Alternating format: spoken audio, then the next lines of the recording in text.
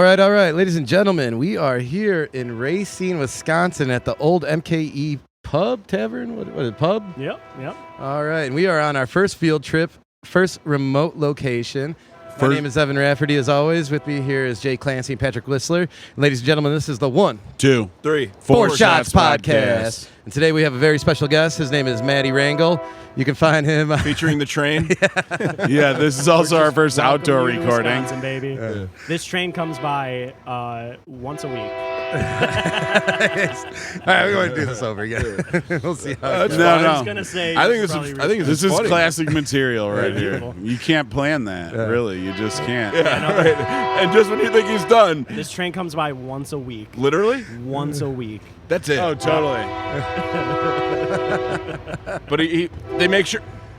They make sure. We have to keep They make sure everybody knows when they're coming by. That's a good thing. If you're a train and people don't know that, you got to let them know. You guys are worried about wind. No, it's the train. Well, Charlie's is right next to a train station, but we always do it inside, so we don't have to really. It's never really been an issue. This is what happens when you go on field trips. You got to adapt and overcome. They do a really cool thing in another bar a couple miles away that involves the train. And it's every time the train goes by, and only goes by once a week, you flip your bar stool over, and you have a number. And they go and they look at the roster, and whatever the number is, you get like a free something, a free shot, a free appetizer, or something like that. It's legitimately once a week, too. Fun stuff like that. That's amazing. That's crazy. I always wanted to do that. I worked at a place that had a bridge. And I was like, every time the bridge goes up, we should do that. We should do the same thing. But, wow. That's a good idea. Like I was saying, we are here with Matty Rangel. Rangel, right? Is that how I was supposed to say it? Bartender, content creator, actor. Do you do comedy too, or you're just? Oh yeah, I do pretty much everything. Do you do like stand up or? I've dabbled in stand up. I did it a couple times. It's not really for me. I'm not really an improv guy. You're right.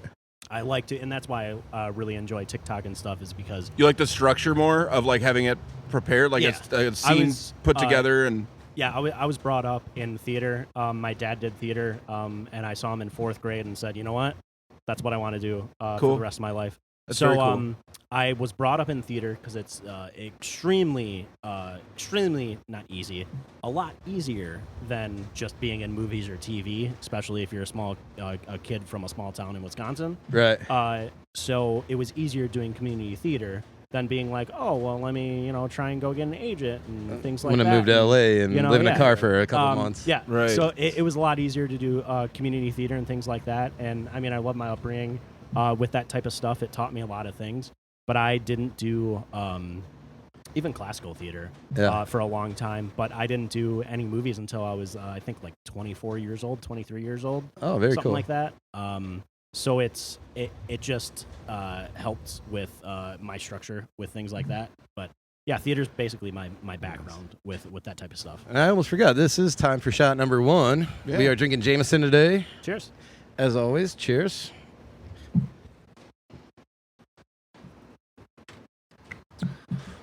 Ooh.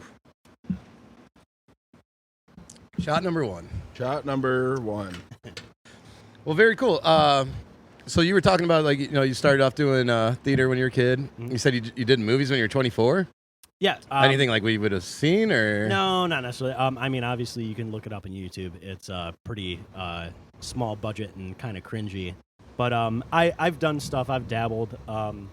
Obviously, I am doing things more right now in social media. Yeah.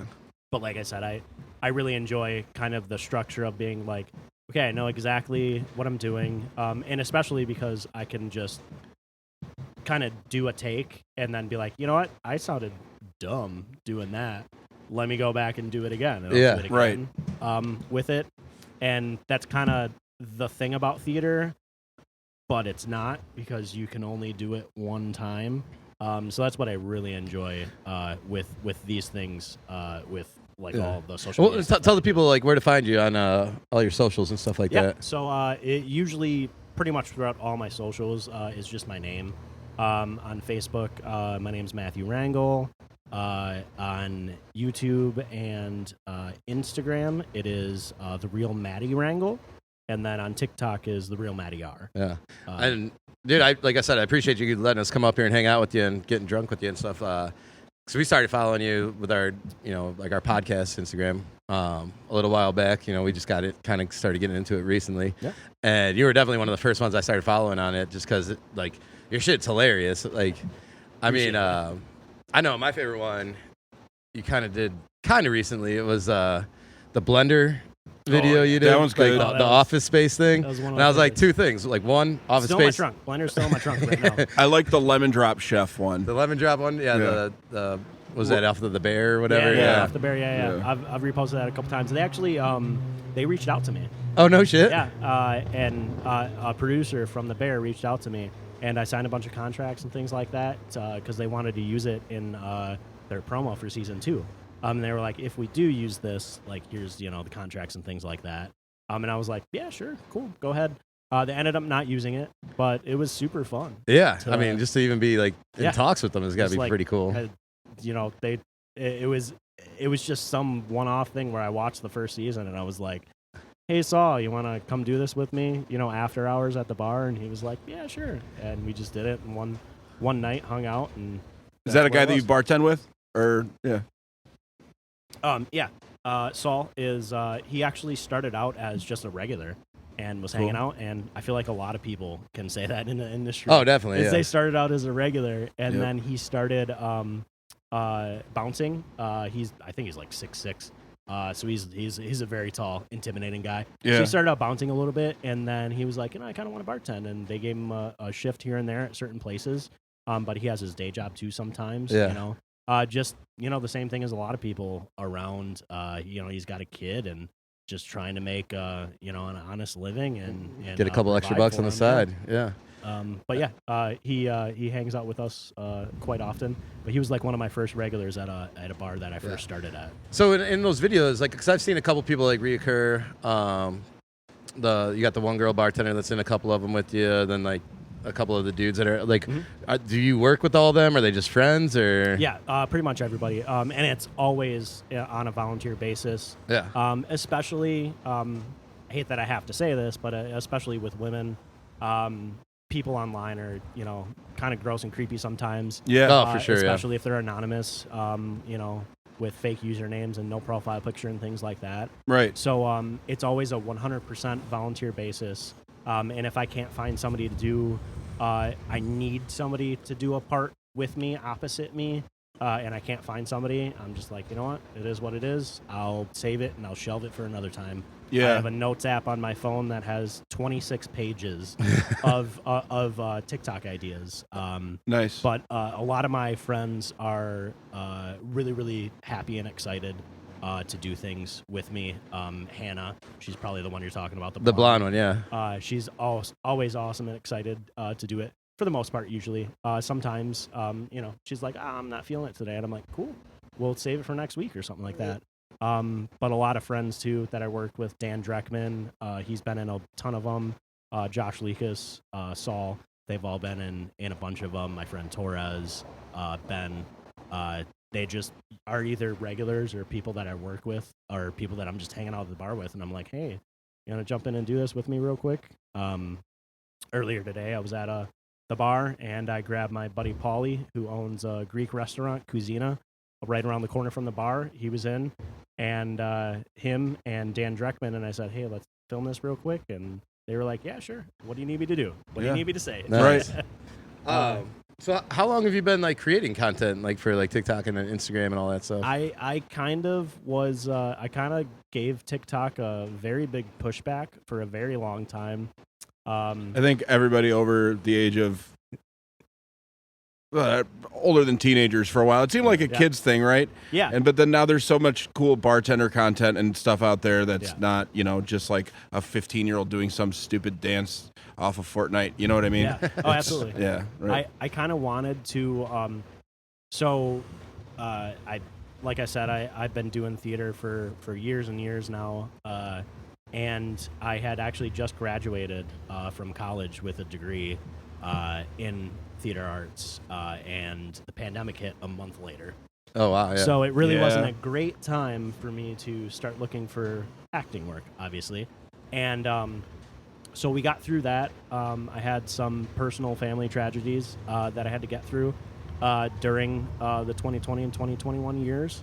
But towards I want to say the beginning of 2021, in March, I was hanging out with my two buddies, Josh Leakus and Dan Dreckman, and they are both also. Josh went to Second City. Oh, cool, yeah. He Nice. does comedy. He's a very, very talented musician.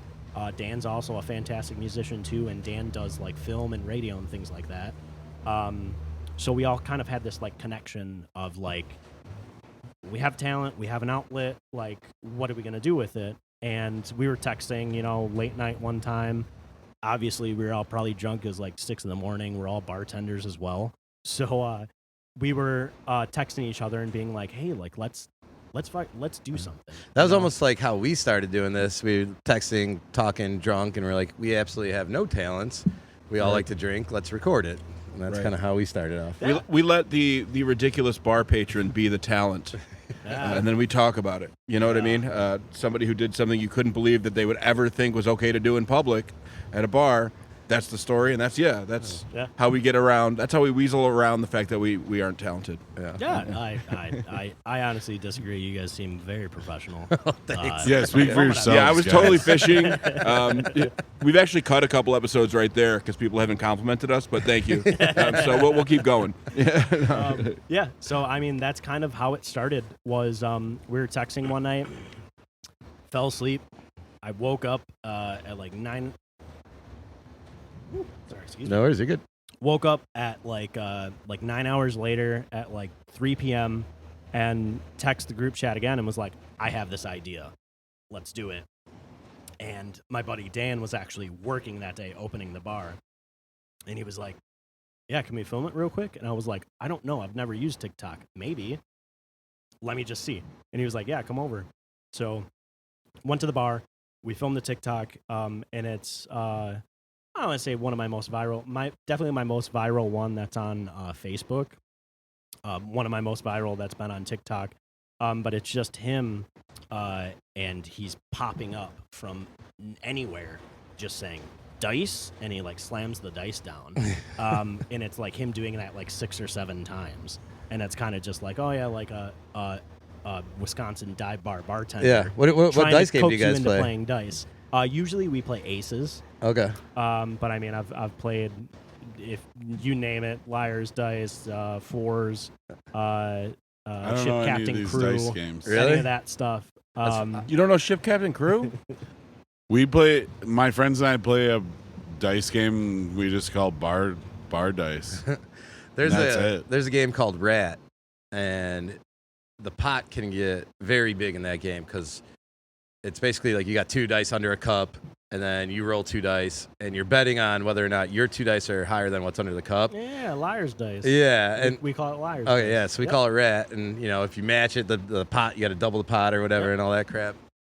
So one time I'm playing at late night dive bar, and pot's getting huge. We're up to like $1,600 on this fucking thing, and it's me and like 3 other guys playing. Bar's closing. The guy's like, it's my buddy's bar, and he's like, you got to get out of here, like leave now. And it's me and these 2 guys playing, and I'm like, I'm not walking away. And they're like, we'll just split it. I'm like, no. Like, I'm in for a lot of money. Like, I want my money back. Right.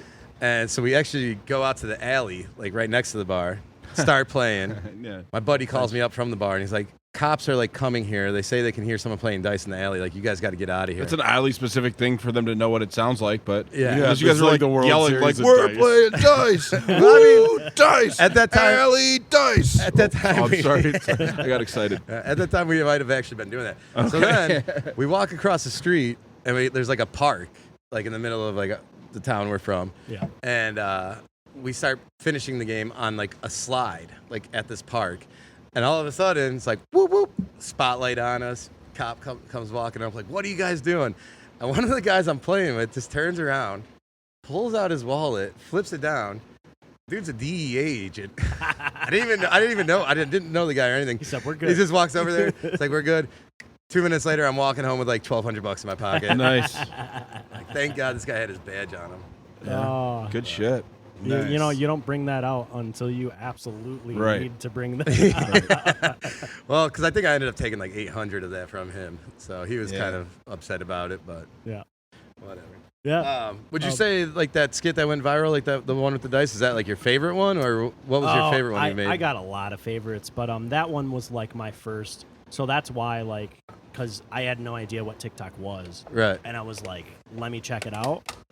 And we did, and we did that video, and it went wild on Facebook and kind of on TikTok.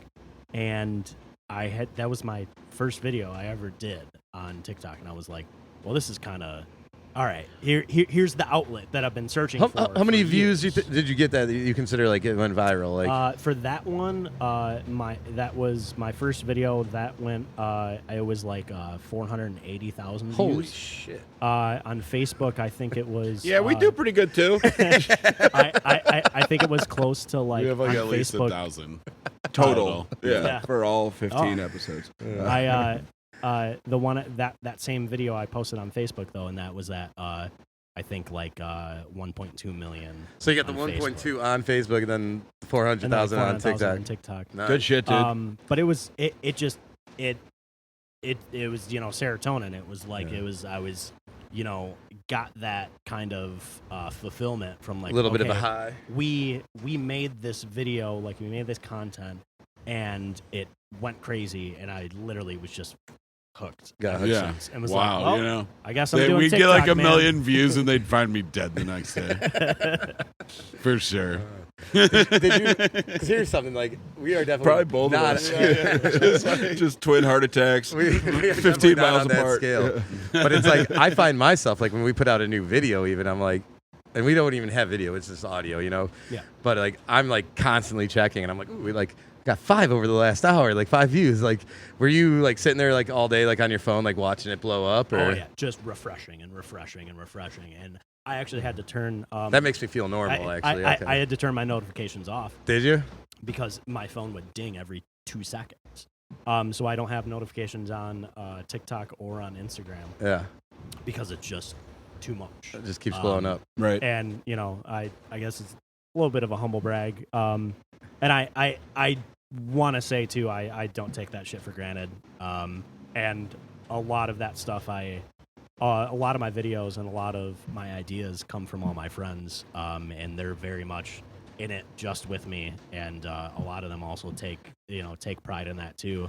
And it's really exciting. And I love my mom. She went to school. She's just went back to school and started doing things for being like social media and things like that. She really enjoys it. And she has, like a little bit of a following, and she'll get super excited. There was the other day she had her first video hit over like 10,000 views. Oh, And I nice. was like, fuck yeah. Yeah. Like, let's go. Can we Mom. plug your Like, mom's? Yeah. Can we yeah. drop the line there too? her, Yeah. her name on TikTok, I believe, is Kelly Who Loves Omniscience. She does like a lot of motivational and like positive things and Cool.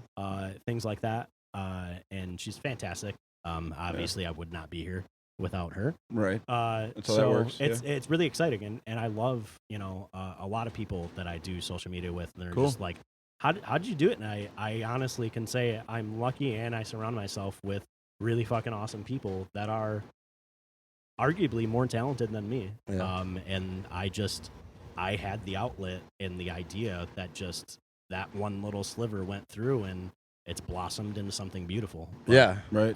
I try to give back as much as I possibly can to all of them.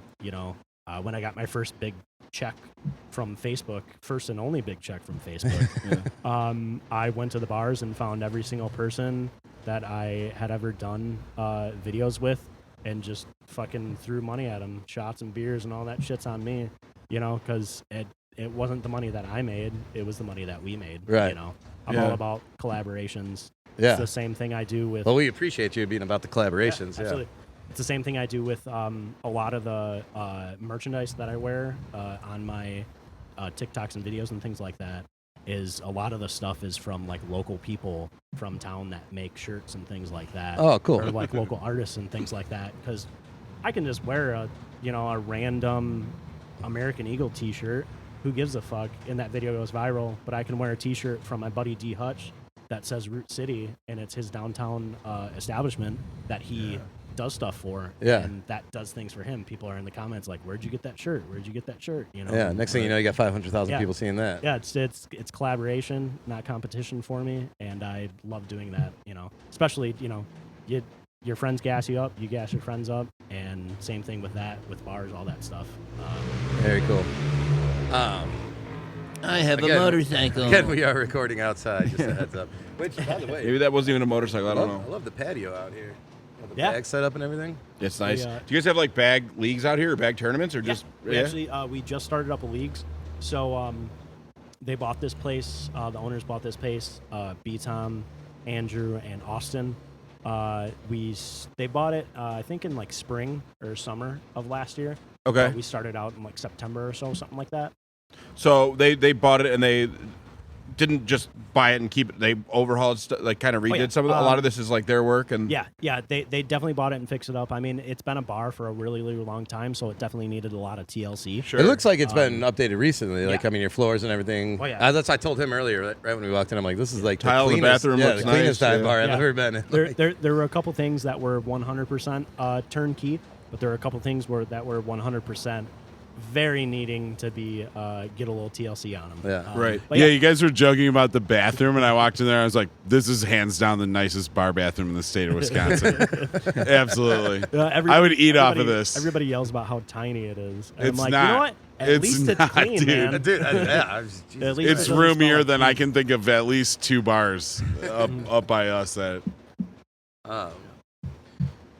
Yeah, we do have bags leagues. They started them up. They're doing them on Sundays in the summer out here. It's a traveling league, which is our main roads pretty much in Racine for bars, I guess, are Main Street and 6th Street downtown, and then Douglas, which is what we're on right here. Yeah. Okay. So we do kind of like a north side Douglas bags league. So it like goes from bar to bar every Yep, week, or yeah. very So cool. every other week we're here because they kind of started it. Yeah. So I believe that's what they do. They do a week here, and then a week at another bar. A week here, we get a different bar. A week here, we get a different Yeah. bar. Cool. That's cool. I was gonna say I saw a video. And I kind of wanted to bring it up. Like, it was one of your I want to say it was one of your first ones. I don't know. You were kind of explaining like your whole spiel about what you were doing with your Instagram and stuff like that. You know. Yeah. And one of the things you were talking about like keeping your mental health Yeah. safe. Yeah. I think that's definitely something that's not talked about enough. Just like this is a crazy industry that will drive you crazy. It can lead people into like addiction and stuff like that. It's hard. Yeah, it's hard on everybody who does it. You know, Absolutely. it's not easy. Like you said, it's not an easy way to make a couple bucks. It's fun. It can be fun, but fun can turn into chaos. Yeah. No, absolutely. So yeah, my series for that is actually so I want to say the video you're referring to is I was kind of introducing myself because Yeah. I actually just recently started blowing up on Instagram. I've had TikTok for a couple years now, and that's been steadily growing, but my Instagram was always just kind of stagnant, and I didn't really use it for a while. And then a couple months ago, it just started going through the roof as well. And now I post on both platforms, which sometimes, is a little tough. I mean, I don't want to be like, oh, woe is me. But it's, it's another platform that, you have to give, your time and effort and energy to. But, no, it just started kind of going crazy. And I was like, oh, I need to explain like my story Yeah. of this. And one part was the mental health, but I've actually been doing that for a while on TikTok is my Mondays. I had kind of a series going and it kind of faded where I did like things Sunday, Monday, Tuesday, Wednesday, Thursday. And the only thing that actually stuck is Mental Health Mondays. Really? Cool. I didn't even realize you were doing and that. It's a 15-second video, and it's just me saying, hey, you know what it is? It's Mental Health Mondays. And I want you guys to leave a comment down below, and I'll check in with you guys next week. You guys check back in with me. It's kind of like an accountability of, hey, I will be here next week. You will be here next week. Let's check in on each other type of thing. That's great, dude. Yeah, That's and it's, awesome. My friend, he used to actually. He's down in Houston now, but cool. he was a radio host for a really really long time. Riggs, up at Kiss FM in Milwaukee. Yeah. He started up this like whole mental health thing, and he actually has a foundation, Head and Heart, that he does yearly. And he kind of actually gave me the idea to do that. Like I saw him doing things with mental health, and I was like, you know what?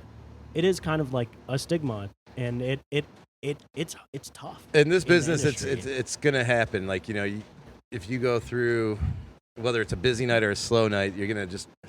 One of our guests told us you're 100% gonna run into an asshole on a Friday night. Like you're just gonna have that one guy, and then mix in the hours, and you're not working the normal like hours that you're gonna run into family and stuff like that. You got to miss parties and stuff. Yeah. So yeah, the sacrifices, and I mean, a lot of places have sacrifices too. I think what's kind of different with us with the mental health thing is that like I went to work when my grandparents were dying, and I had to, and I knew that my grandpa would be like, "Hey, no, you need to go to work. It is what it is with me. You need to go to work." And Yeah.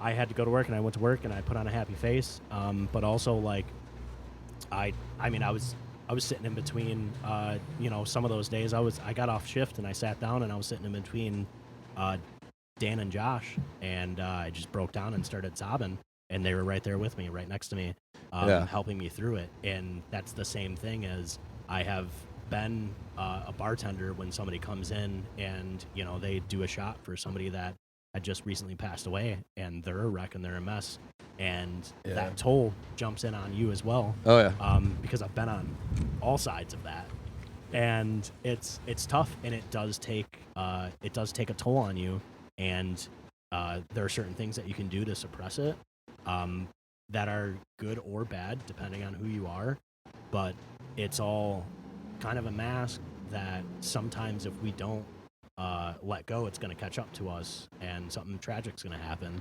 Yeah. And that's what my mental health is. It's just like, hey, check in, man. I don't even know who you are, but I know where you are, and I want you to check in with me. Yeah. And that's as simple as Mental Health Mondays is. And like you're saying, it's so important in this industry, especially just because, the alcohol is right there. So if you are having a bad day, it's easy to get sucked into that. And next thing you know, you're waking up at 2 p.m. the next day, feeling shitty, like physically, and then still feeling shitty mentally and stuff like that. And that cycle just kind of keeps going and keeps going. Absolutely. So. Yeah. But no, I think that's very cool that you kind of just raise awareness on that alone. Mm-hmm. Yeah. All right, well, enough with the serious stuff there. That's important, Cheers. but It yeah. is important. Very important, but yeah. But all right, so like, how you're kind of always creating then? Like you're posting every day, right? I do my absolute best. Sometimes, I need to take a break. Actually, my Thursdays and Fridays are I'm usually pretty much working Thursday, Friday, Saturday. So they're kind of hard for me to get content out. Yeah.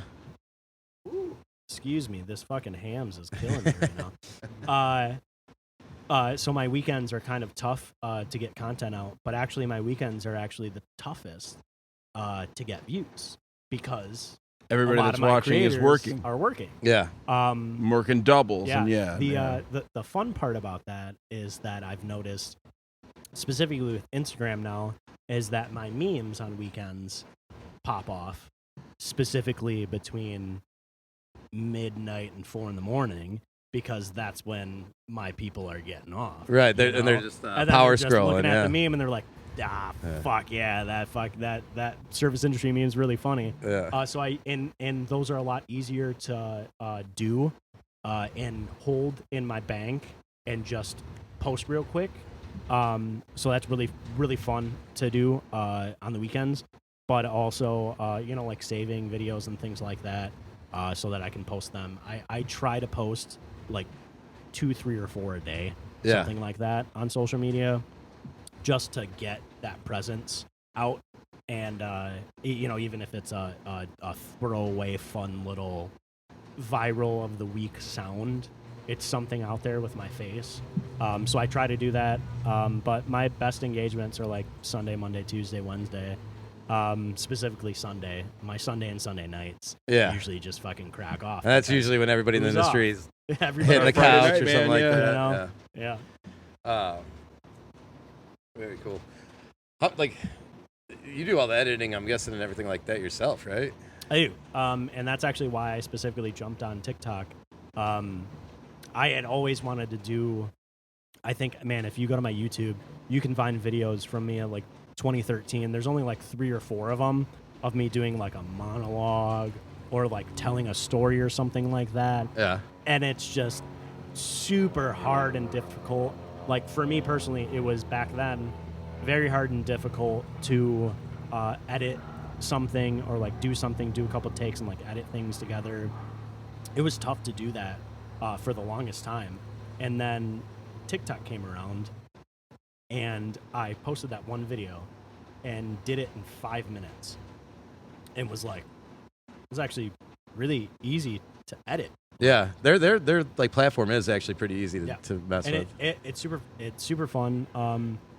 And it was easy for me. And that's why I literally went to my buddy Dan and did the Dice video. I was like, let's just see, because I was kind of more of like a let's do this on YouTube kind of. YouTube's where it's at. I don't know what the fuck TikTok is or Instagram. I don't even think they had Reels yet. Right. On 2021, and they did.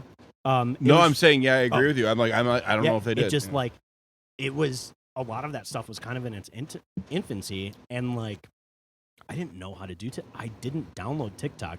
I downloaded TikTok, watched it for a week in December, deleted it, and then re-downloaded it in March that day. It was like, let me try. Everybody's always like, how did you come up with the name, The Real Matty R? And I was like, I literally downloaded it, and it was like, you need a username.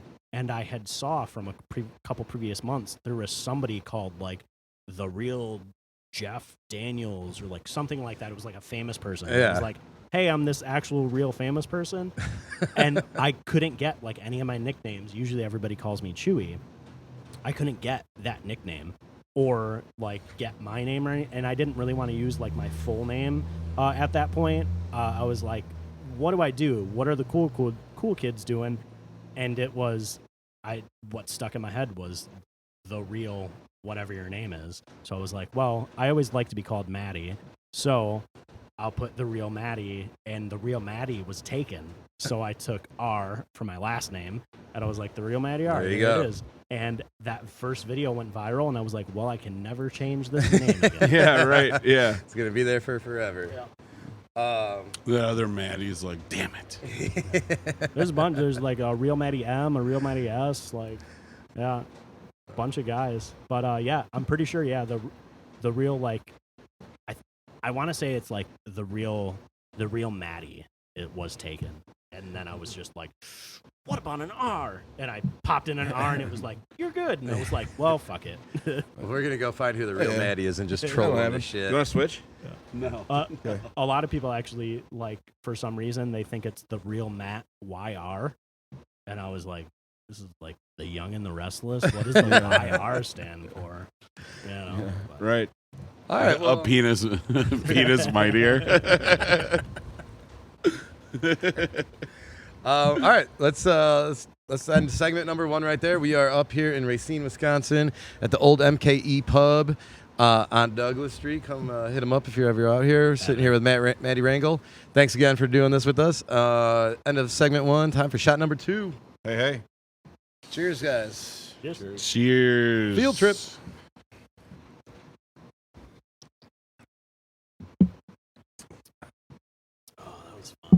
I need to pee and have a cigarette. Pee too. Yeah, there you go. We're on You the break. first. Pee break. You all right there, big guy? All right, I'm good.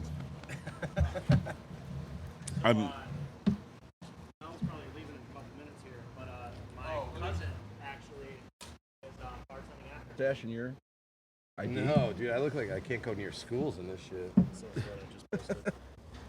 I look like that normally. I just avoid schools. Just Yeah. why not avoid them? Right, yeah, right. It's not like I want to. Perfect. Yeah, it's not like I need to. I'm just saying, there's nothing bad can come of just preemptively avoiding school. Like this is like a mug shot. Want to see mine?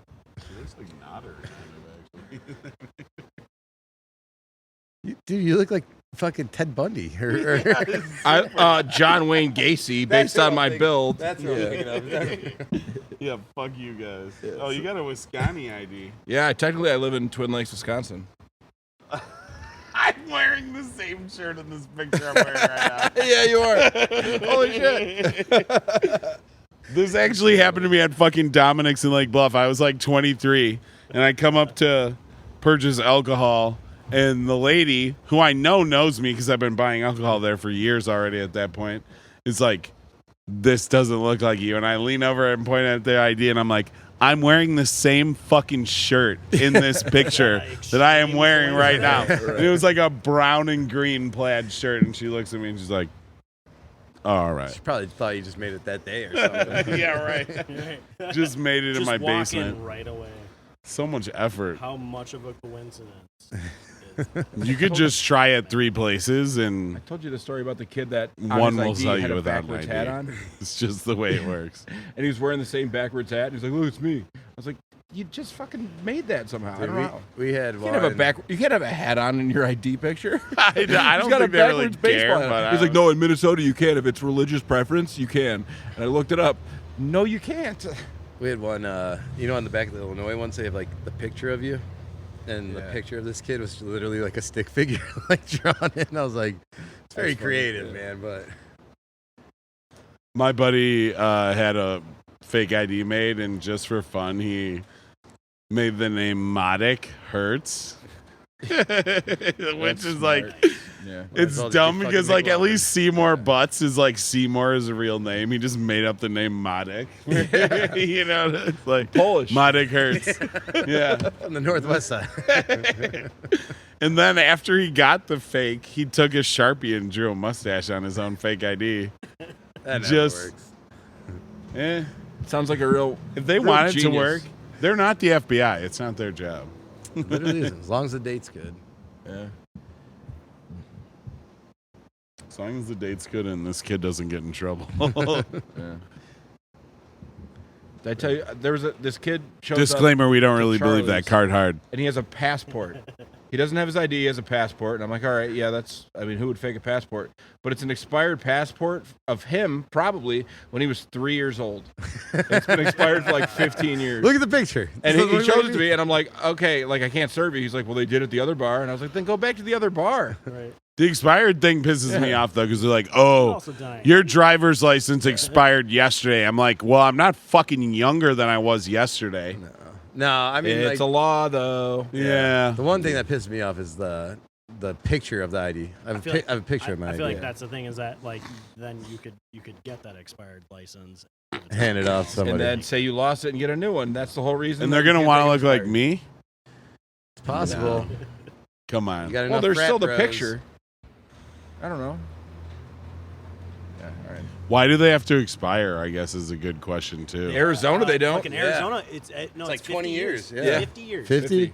Oh, Yeah. I was going to say, my So it's just mom the has same picture. looked the same Like since it could be an old man, 1992. Like, and he shows his ID, and he's like, "Well, this was you in the '70s. Cool. All right. I guess I have to accept that." they don't even always, like, take your picture for IDs. They're just like, give us a picture. What? Yeah. I've never had that happen. We'll use the old one. Or No, something. Bringing in headshots. The passport, you have, like, somebody take your picture, but you can just submit a picture. Huh. It's not like you go to a place that makes passports. Yeah, hit me. Jay's passport's just his hands like this. Yeah.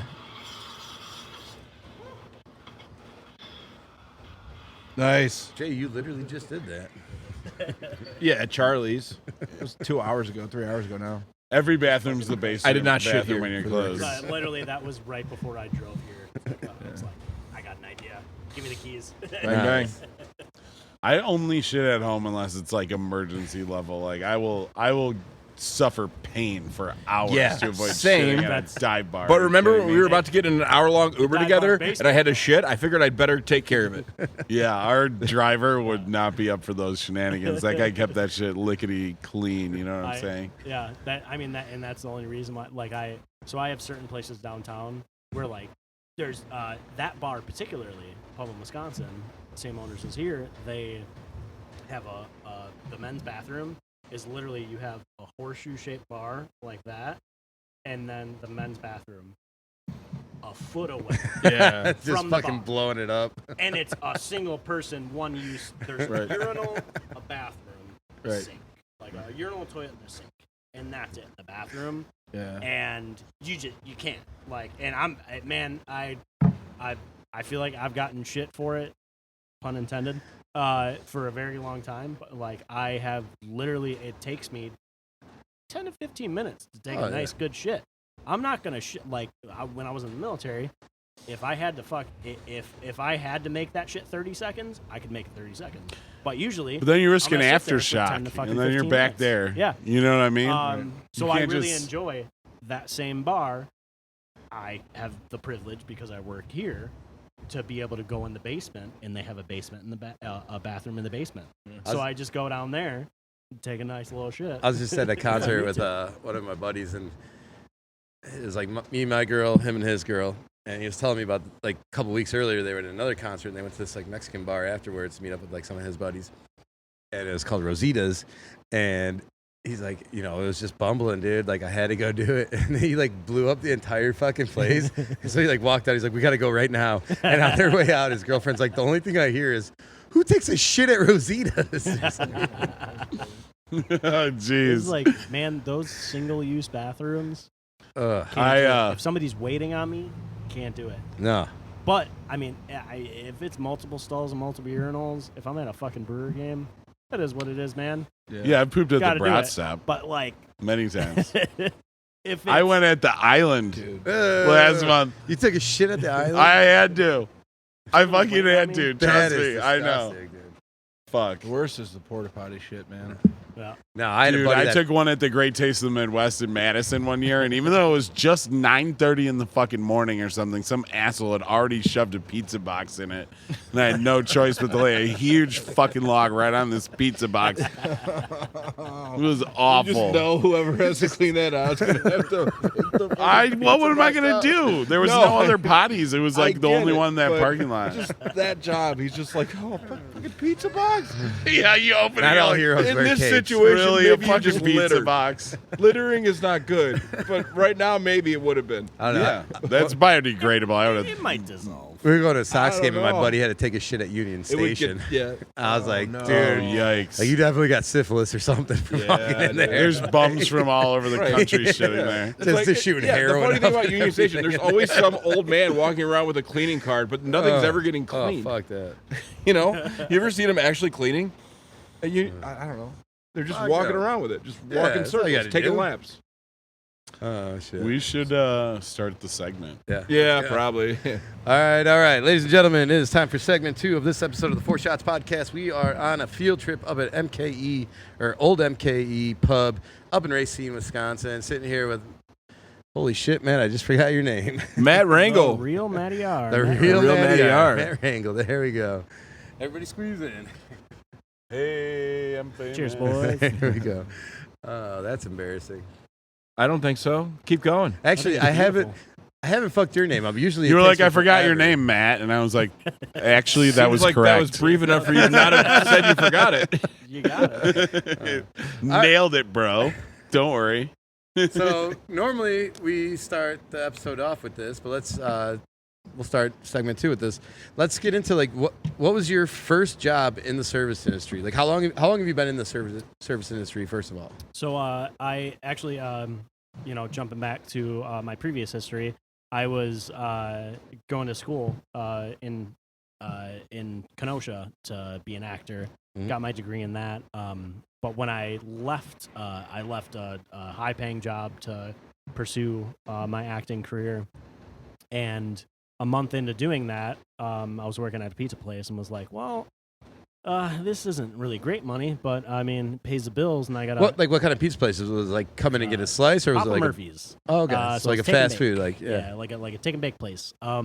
So it was paying the bills, and it afforded me to be able to go to school. Were you tossing pies, or were you on the register taking phone? Pretty much everything. Yeah. My buddy Chad, actually, I had trained him years before, and then he became the manager, and then hired me because I asked him. I was like, I want to go to school. Let me do this. And how old so I are can you go at to this school. point? I was 25 25. Okay. when I went back to school. Yeah, I had a little stint in the Army when I was 19, and then just worked factory jobs ever since then. And woke up one day and was like, you know what, I need to pursue or try to pursue. Were you doing any acting or anything like in that time period from like community theater and things like that? Yeah, for a while. And like a lot of people and like people that I highly respected. One of my very, very dear friends, Chad, Cody, actually, there they are. That was a big one. One of my very dear friends, Cody, who I did community theater with, was like, you have a lot of really big raw talent. I think you should go back to school. And he was actually a teacher too.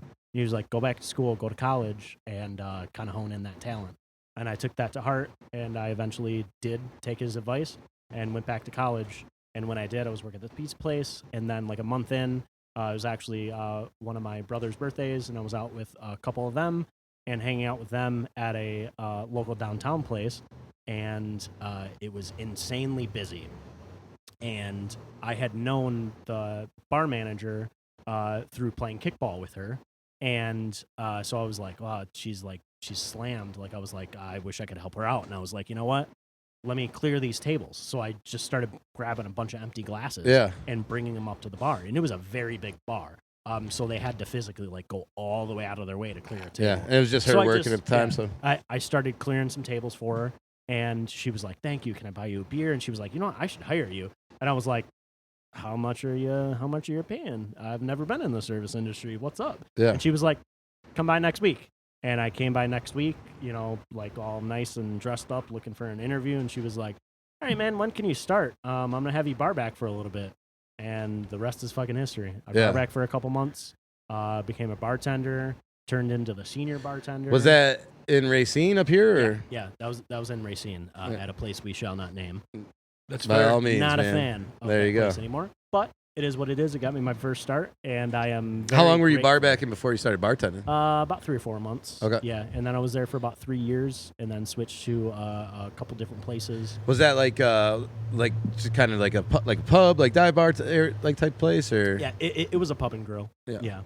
So we were kind of like bartenders / almost waiter waitresses. Yeah, burgers like and that. beers, shit like that. Yeah. They had a very extensive food menu. Okay. That they did. So yeah, I learned a decent amount. They had a shit ton of taps.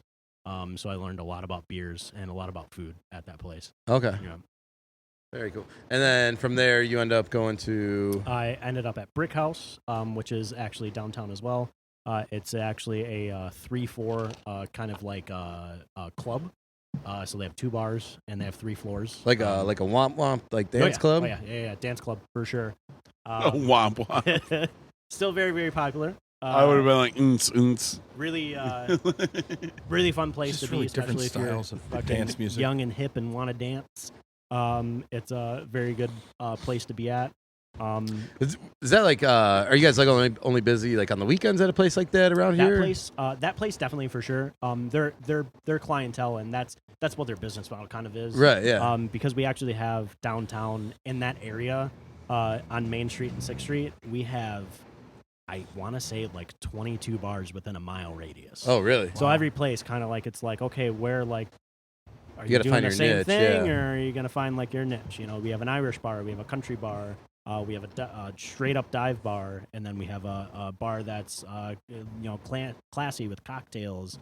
We have an 80s themed bar. We have a Wisconsin themed bar. And then that one was just their thing, is they were like, hey, let's jump into like this dance kind of club style bar mix that you can only get in like Chicago or Milwaukee, like bigger For type of sure, yeah. bars.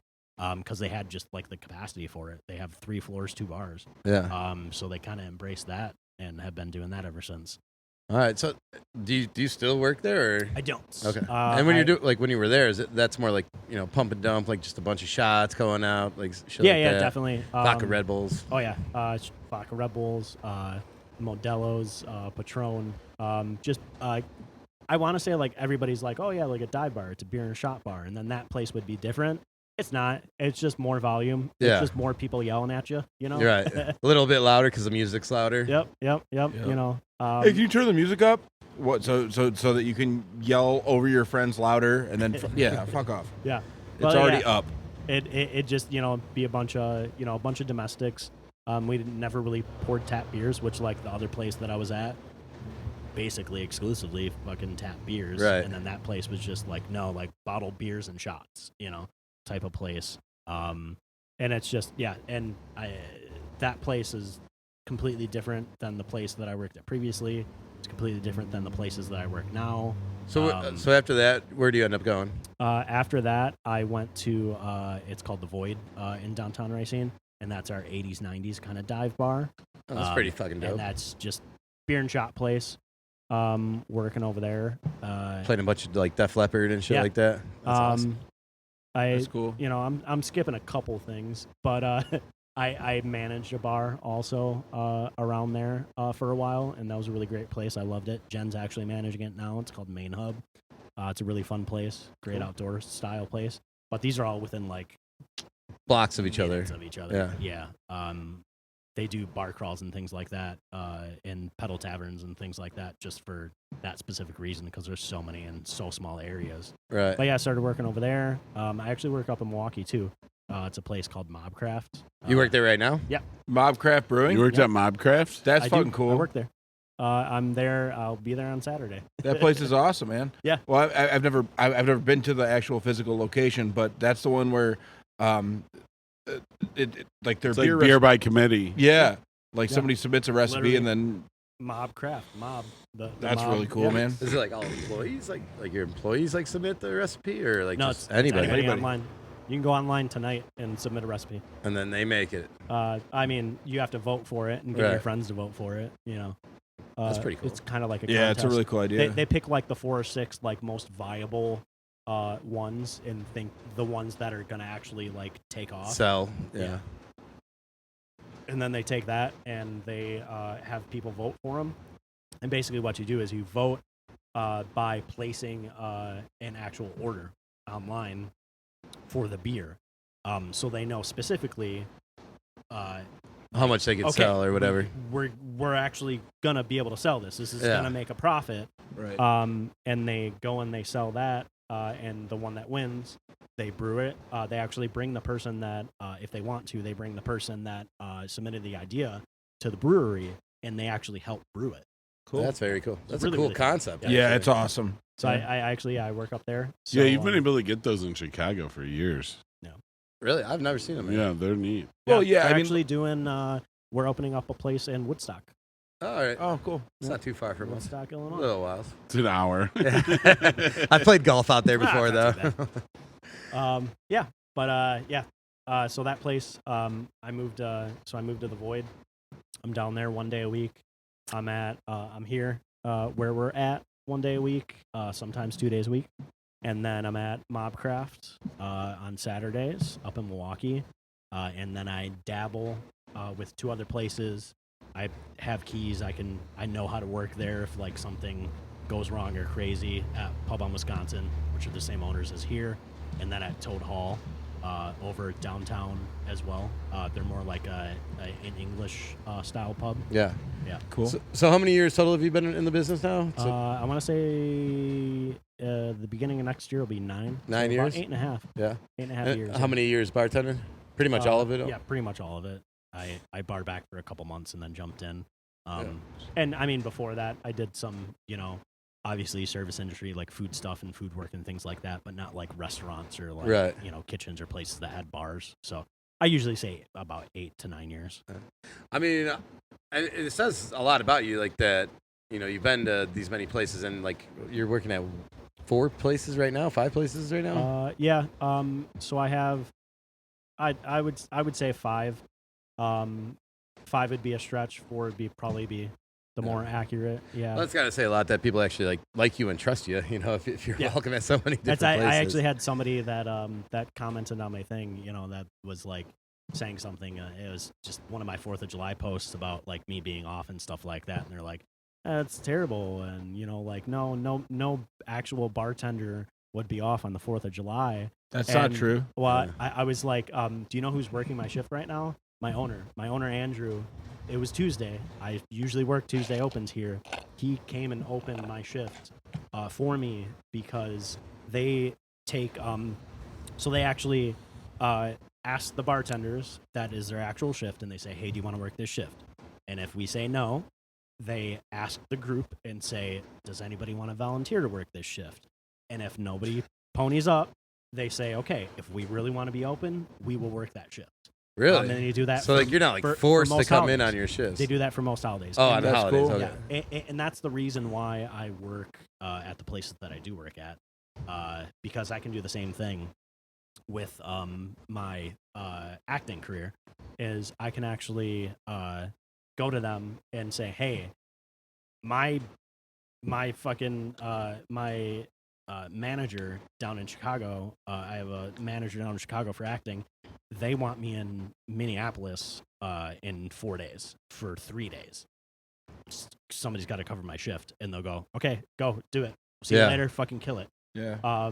And that's the type of support that I feel like a lot of people think that it's something somewhat rare, but I have 5 places right now that's not rare. Yeah. And that's 5 for 5 for me, and that's fucking amazing. It's very true, like what you're saying, because it's the bad one sticks out. Yeah. You know, you don't see all the other ones that do stuff for you. Yeah. And it comes hand in hand with this industry. You know, like where like the service industry kind of makes you a good person, where you want to take care of your people. Like, I'll help you out if you help me out, like shit like that. Like, I need someone in a pinch, you'll show up. If you need this day off, I'll show up for you. But it is just like that one bad one. It'll stick in your head, and you're like, like forget the 10 other guys that were cool. This one asshole fucked me over on a check. And it's tough too. Like, I mean, the person that commented, I don't think they're coming from a place of hate or ignorance or anything. I am very lucky in the places that I work. But that's exactly why I work so hard for the places that I do. And that's because I love it. That also goes like by area, like down where we're at. We're all closed on the 4th every bar of is July. closed on the 4th because everyone's on the river, on a lake, like you know, like up here, doing that bougie, doing that bougie shit they do. Being fibs being fibs, man. Like that, like you get down into like actual Chicago land, then yes, those bars are open, but like in the burbs out there, like no one's open. There's no point. So Racine actually has or had 2 distinctions for it: is the world's longest parade for the 4th of July and the world's longest prom. The longest prom? Yep. We had the biggest and longest prom and the biggest and longest parade until COVID hit, and then they're kind of like sizing those things high school down. kids are just rolling their balls off for 10 hours straight. But it's fucking crazy. And Tyler, my best friend, I was his best man at his wedding, who's took over from Mel for bartending tonight. We since we were kids, that was our day, the 4th of July. Yeah. And the day I started here, I was like, hey man, like we walk the parade every single year. This is non-negotiable. And at first I kind of got like a little pushback of like, oh no man, like you work in the industry, you can't just take like certain holidays off. And I was like, but if I'm only taking certain days off, 2, 3, 4, 5 days off a year, like this isn't corporate. This isn't where we get PTO and shit like that. Like I was like, if I'm only saying like, hey, my birthday, the 4th of July, and Christmas Eve, give me those days off, no matter if they land on my day or not, and you're giving me pushback, it's kind of weird. And a lot of places are kind of like that. They're like, no. I tell you when you get off.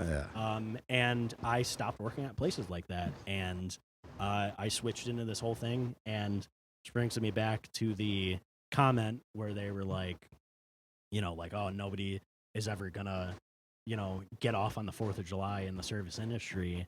And I just commented back. I was like, man, I work at 5 places that are fucking amazing that actually value me as an employee, and I am fortunate enough to actually have off on the 4th. And if you want to work the 4th, you can work the 4th. If you have to work the 4th, I'm not saying I feel bad for you, but like you have to make your money no matter what. But also like sometimes there is a little more at the end of the fucking rainbow with that type of stuff. And they commented back and they said, "You work at 5 different bars. Yeah, that sounds crazy and made up. You don't know what you're talking about." And service industry jobs don't have to suck. I Fuck, feel like like, people yeah. feel So like they they have doubled to down suck. on the no true Scotsman thing. They literally No were like, real bartender would not work on the 4th of fake. July. Nobody works at 5 bars. Yeah. Nobody would. I'll say this: and he working said- at 5 bars is kind of crazy. Like Only you ever, in the you service ever get industry. confused and show up at the wrong place. You're like, oh fuck. I've almost done it. Remember we Couple talked times. about only how he in the plans service everything out. industry, He doesn't right? do improv, so he's a planner, right? You have 26 pages of notes for TikTok videos. I'm assuming you keep your work schedule organized the same way, Oh, right? Right. Oh, yeah. It's all right there. I got my schedule like literally on my phone. Yeah. Bang bang. Just Different laid out. bars, different places popped up on there. You know. But yeah, I mean, he doubled down, or he or she, I don't know exactly who Oh, it you was. guys, But you guys they, love this. They doubled down, and I great. was like, it's it's Smoking. kind of weird, man. Because I'm not lying to you, and I do early on when I was making TikToks, I would kind of like talk shit to people if they talk shit to me. Right. But That's nowadays, natural though. I'm just trying to kill them with kindness, or like even just facts. Like, hey man, find these places. Because I found them, and that's why I'm here. Yeah. They love me, I love them, and we have found a cohesive unit. You know, people go fucking crazy. well, and you're that probably getting I don't shitted have to on. stock here. Yeah, you're probably getting Like- shitted on by like some dude who works at a shitty place and hates Yeah. his fucking regimen, and he's like, I looking at work you. more hours than you, Yeah. so I'm better than you. That That's- whole fucking That's my mentality. biggest thing, Yeah. man. Specifically with the social media stuff, there's so many things that people will complain. One of my biggest bugaboos is if you comment on one of my videos and you say like, "Oh, you forgot this. Oh, what about this? What about this person?" And I'm like, man, get it. It can relate to a lot of different things. Like a lot of the stuff is like when I post about the service industry, a lot of it is really relatable to nursing. Oh yeah. And there'd be a bunch of nurses be like, "That's nursing too. And I was just like, yes, it is. So like you can relate to it, but like don't be a dick. And like I worked a 14-hour double bartending, and nurses will be like, "I work 16." You think that's and I'm bad? like, bro, Yeah. hats off to you. I am not trying to compare us in any fucking Yeah. way. And you're not trying to put But- anyone down either. It's Yeah, like absolutely. It's just Yeah. I, That's called I've gatekeeping. never been a nurse, Yeah. man. and like the thing about like that whole thing too is like you're telling your story, and it's like if you want to tell your story, then go ahead and tell your story, you know. And people who want to listen to it will listen to it. But I don't understand when people listen to shit that makes them mad and then want to like talk shit about Right. it, you know. So sometimes, and a lot of it is people just, especially if you get like a little bit of a following, it's people that just want attention from you, Yeah. and just want to get under your skin. Yeah. And a lot of times, it's just people that kind of don't understand that like I can say specifically like, "Oh, this dive bar in Wisconsin, blah blah blah, we play dice," and then somebody in North Dakota is like, "Hey, we play dice here too," and I'm like, I mean, you can't, but like a lot of You my call that stuff, dice? a lot of my stuff is Wisconsin based, and that's why I specifically said Wisconsin, not to put you down. You know, same thing with nurses and things like that. I have friends and family that are in the medical field and that are nurses and doctors and things like that. I love them. They're great.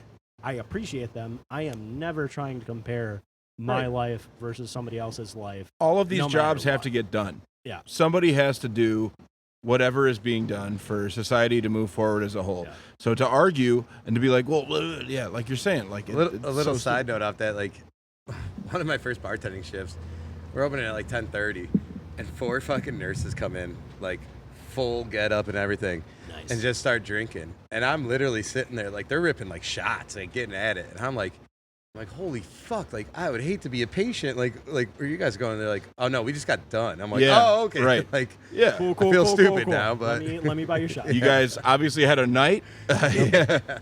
You probably saw some blood, you know. Yep, let me buy this. and that is like very similar to our industry. Like, you know, you're gonna have to clean a toilet. long you know, hours, long You're gonna shit. see some throw up. You're gonna see Have some to deal with shit. people, especially people in emotional distress and Yeah. shit like that. Like Fucked up on drugs It and is shit. actually very fucking relatable. Yeah, but then we get to Um, send them to the hospital. That's the thing. That's the nice thing about being a bartender is that if somebody's that bad, I They're mean, like it's the closing similar. pitcher. Yeah, it's like it has The to go that bartender way. cleans the shit up off the floor, but like the nurse cleans the shit off of them. off of Or the person. herself. Yeah. Or I think, himself. Yeah. That video. I could never do that. That video, I think that you were talking about earlier about like me introducing myself. One of the things I say in there is just like I want to make funny, relatable content. Yeah. And like sometimes I do make like serious content, like we were talking about mental health and things like that before, and just stuff like I've made content about me sitting in the cooler, fucking breaking out and crying. Oh, dude. And and it's that- just like it's tough, it's hard, but I'll never like, you know, sometimes people will be like, well, that's nurses too, or like that's truckers too, or you know, soldiers and things like that. I was in the military too, so like I'm not trying to gatekeep that when I just say bartenders or service industry. Yeah. I am literally just trying to relate to my niche.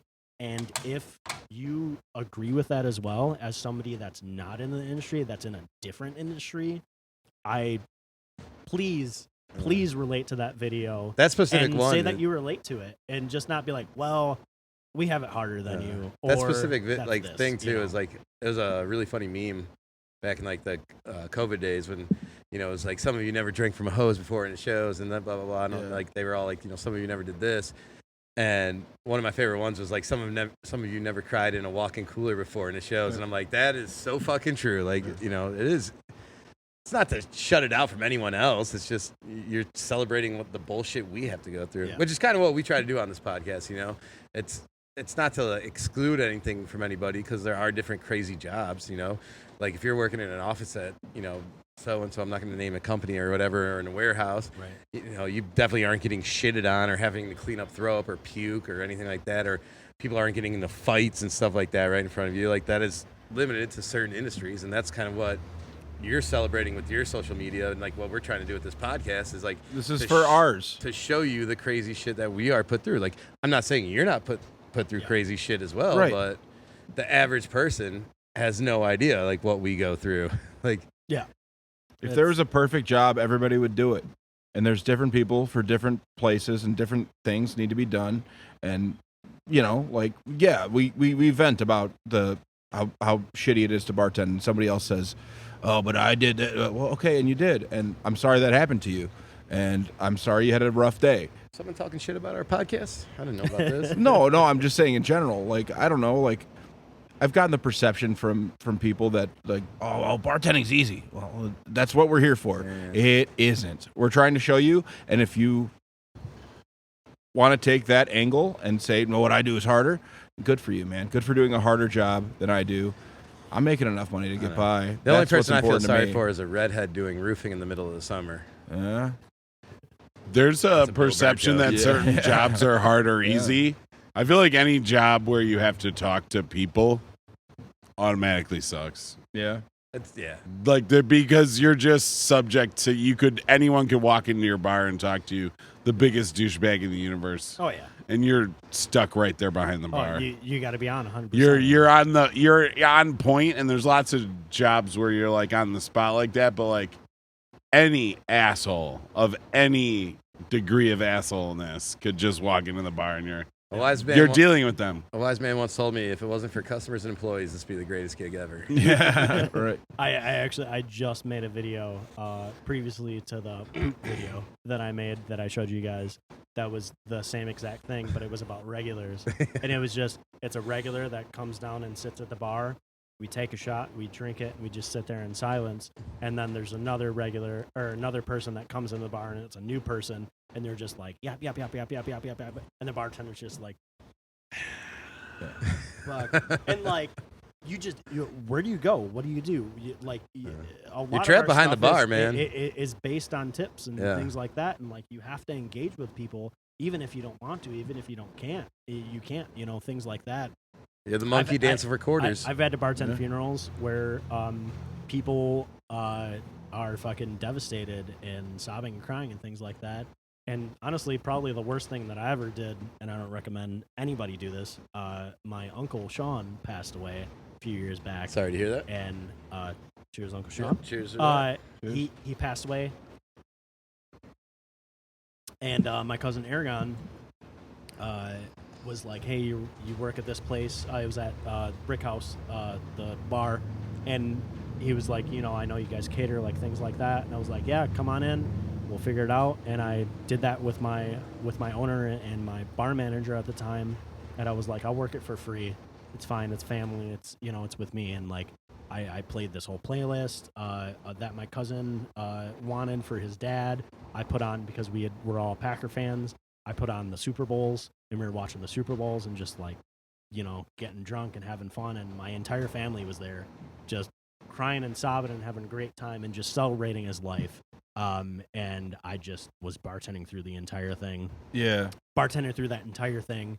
Got in the car with my girlfriend. We drove back to my house, and I parked, and I just sobbed for 20 minutes. Yeah. And she's like, what are you doing? What's wrong? And I'm like, I had to hold that in for fucking 8 hours. Right. Yeah. And it's tough. And keeping that smile on while you're doing it. Like you had to go through that, and you had to do that. But you know, I personally volunteered for it, which is why I say probably shouldn't do that. Grieve, you know. And back a few years back, I wasn't really great with grieving with things like that. But that stuff takes a toll on you, and that was a very personal experience. But also like things like, you know, being able, like sitting there while somebody is grieving, you know, if they had a bad day at work, or if they just lost somebody, or if, you know, somebody, their wife or husband just left them. Like, that's tough. That kind of takes a toll on you sometimes. I've had where I'm at, we have a big, you know, banquet room and stuff like that. And unfortunately, you do get like the, you know, memorials and stuff like that. And there's been some for like kids. And it's fucking brutal. And then like I'm thinking about myself, like I'm like, oh, this sucks. I feel bad for everybody. But then like our party manager, the person that actually has to like get on the phone with these people when they call, like the day after someone dies and they're trying to set it up. Like there's days she calls up and she's like, I'm not coming in. Like I can't get out of bed. And it's like you hear like what's coming up. And you're like, holy fuck, man, you just had to have like a deep conversation and talk prices. Right. You know, that right. His child just passed. Yeah. And like it's fucking hard, man. Yeah. But, holy shit. All right. Yeah, we keep getting deep here. yeah. Well, it's important stuff to talk about, you know? Absolutely. You can't skirt around it. It's. Well, let's lighten it up real quick. Random question. Your stuff's kind of comedic, you know? Not kind of. It's definitely funny as hell. I do my best. Who's your favorite comedian? So growing up, I always really fucking loved Jim Carrey. Jim Carrey? Jim Carrey, loved him. And so the funny thing about it is when I did theater, still burping, sorry. When I did theater, I loved Jim Carrey. I wanted to be the comedic actor. I wanted to do the comedy. I wanted to do the funny. I always got pushed towards the dramatic.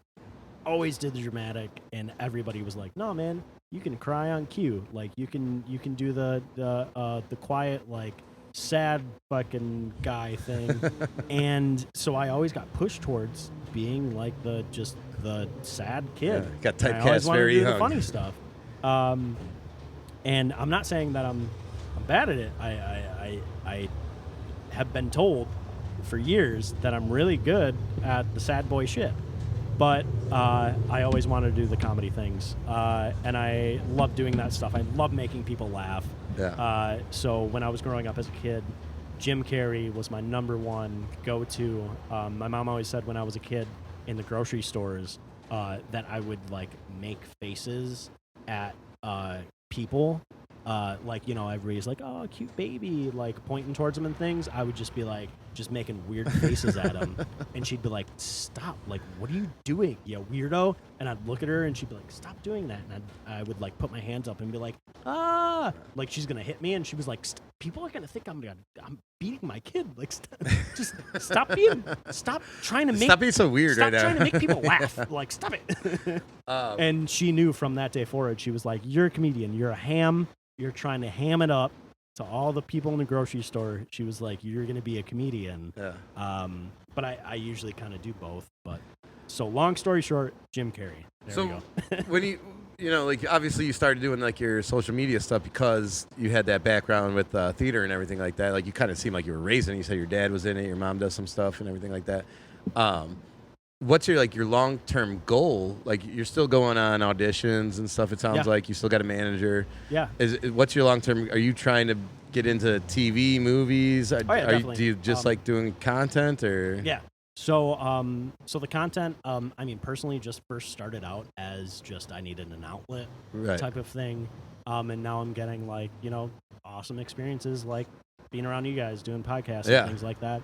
So it's really fun, and it's been opening up doors. But I mean, I still have my agents, Babes and Bows down in Chicago. So I'm kind of like a Midwest region area. I've gone on 30, 40 auditions, which is actually really nice. Post-pandemic, you don't go to the audition. You actually film it and then send something in. Yeah. So that's been really good, specifically with like gas and things like that. And also it affords me to be able to live in Racine and actually like audition. Well, you were talking about Chicago, having to drive to like Minneapolis like or whatever. So it's really nice. But like, the last one I did was for a commercial for Walgreens. Didn't get it, obviously. It filmed like 2 weeks ago, so I'm pretty sure I would have known if I would have got that one. But it's nice. I got that agent down in Chicago, and I'm working on things. I'm just trying to live life. I do stuff every now and then for the Chicago shows, Chicago Med, Chicago PD, and Chicago Fire. Yeah. I go down there and do stuff. I've had several auditions for speaking roles down there for them, but mostly I just do background stuff for them and just hang out and just, you know, just try and get that outlet out. Yeah. And find what's next for me.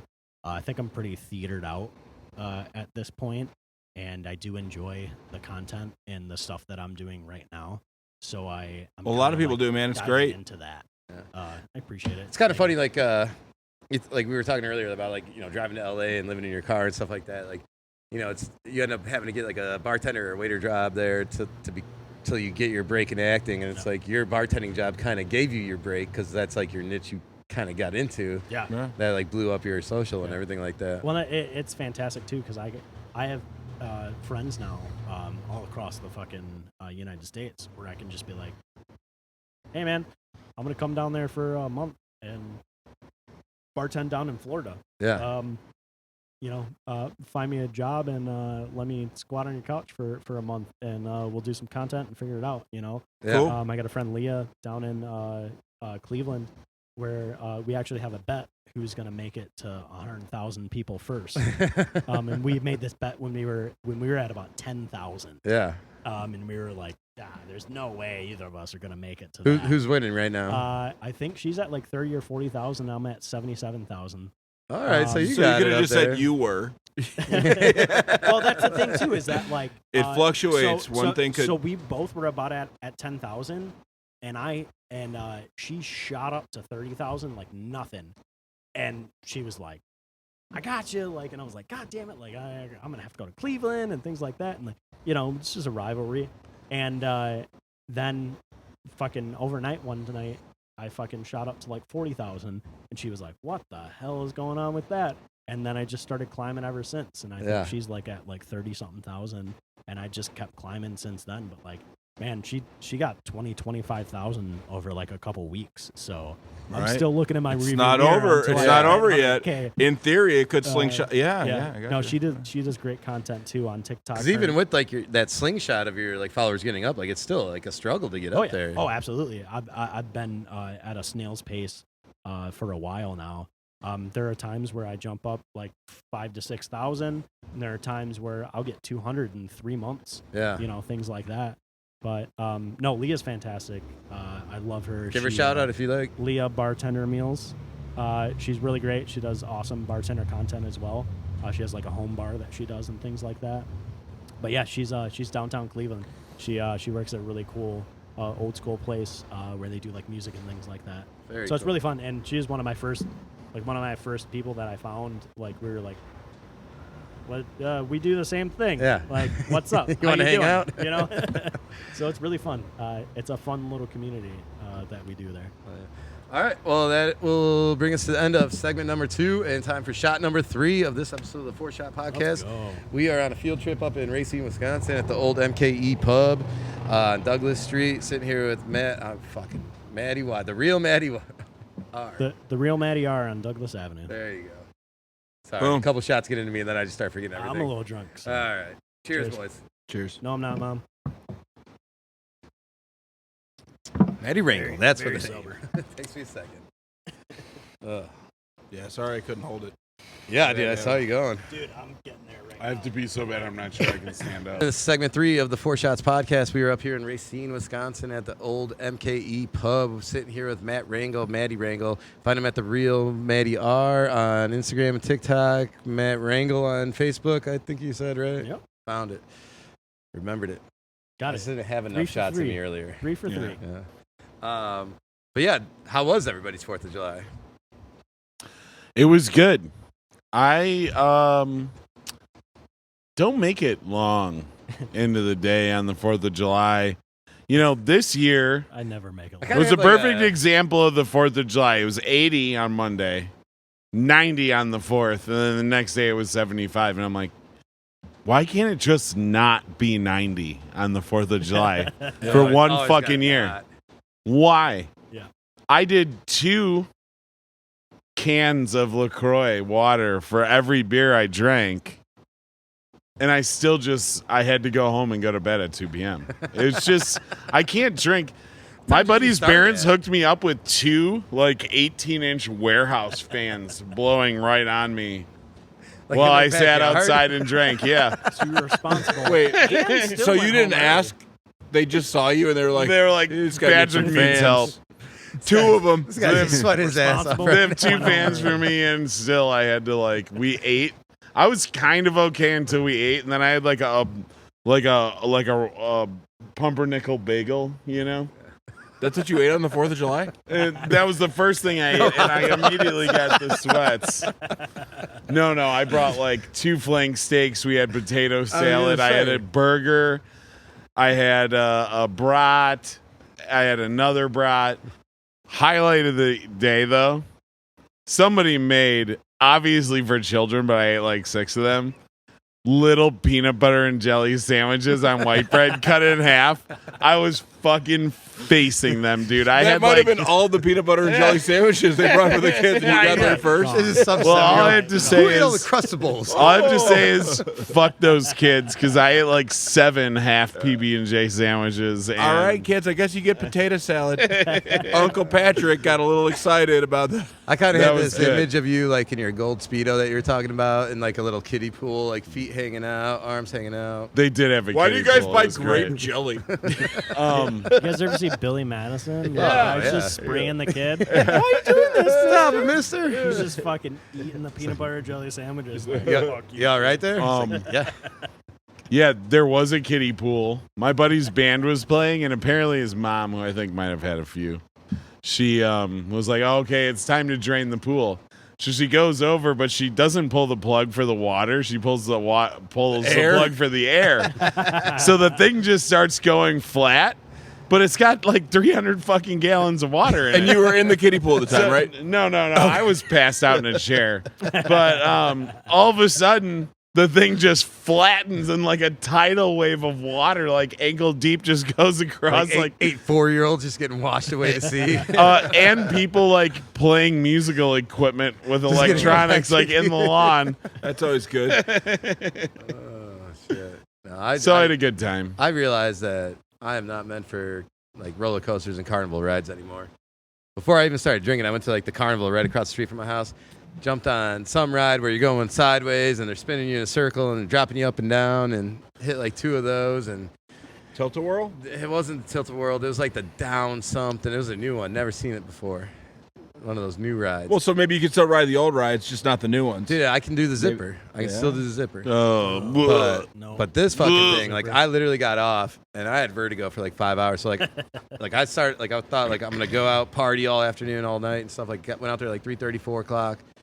I didn't start drinking until the fireworks started at like 9 o'clock. I was like, all right, now I can feel like I can hold something in, like not throw up. yeah. My girlfriend the whole time's like, I'm gonna go get tacos. I'm gonna go get a funnel cake. I'm like, don't bring any of that shit near me because I'm gonna throw up all over you. Yeah, if I smell a funnel cake right now, I'm gonna heave. Oh. Yeah.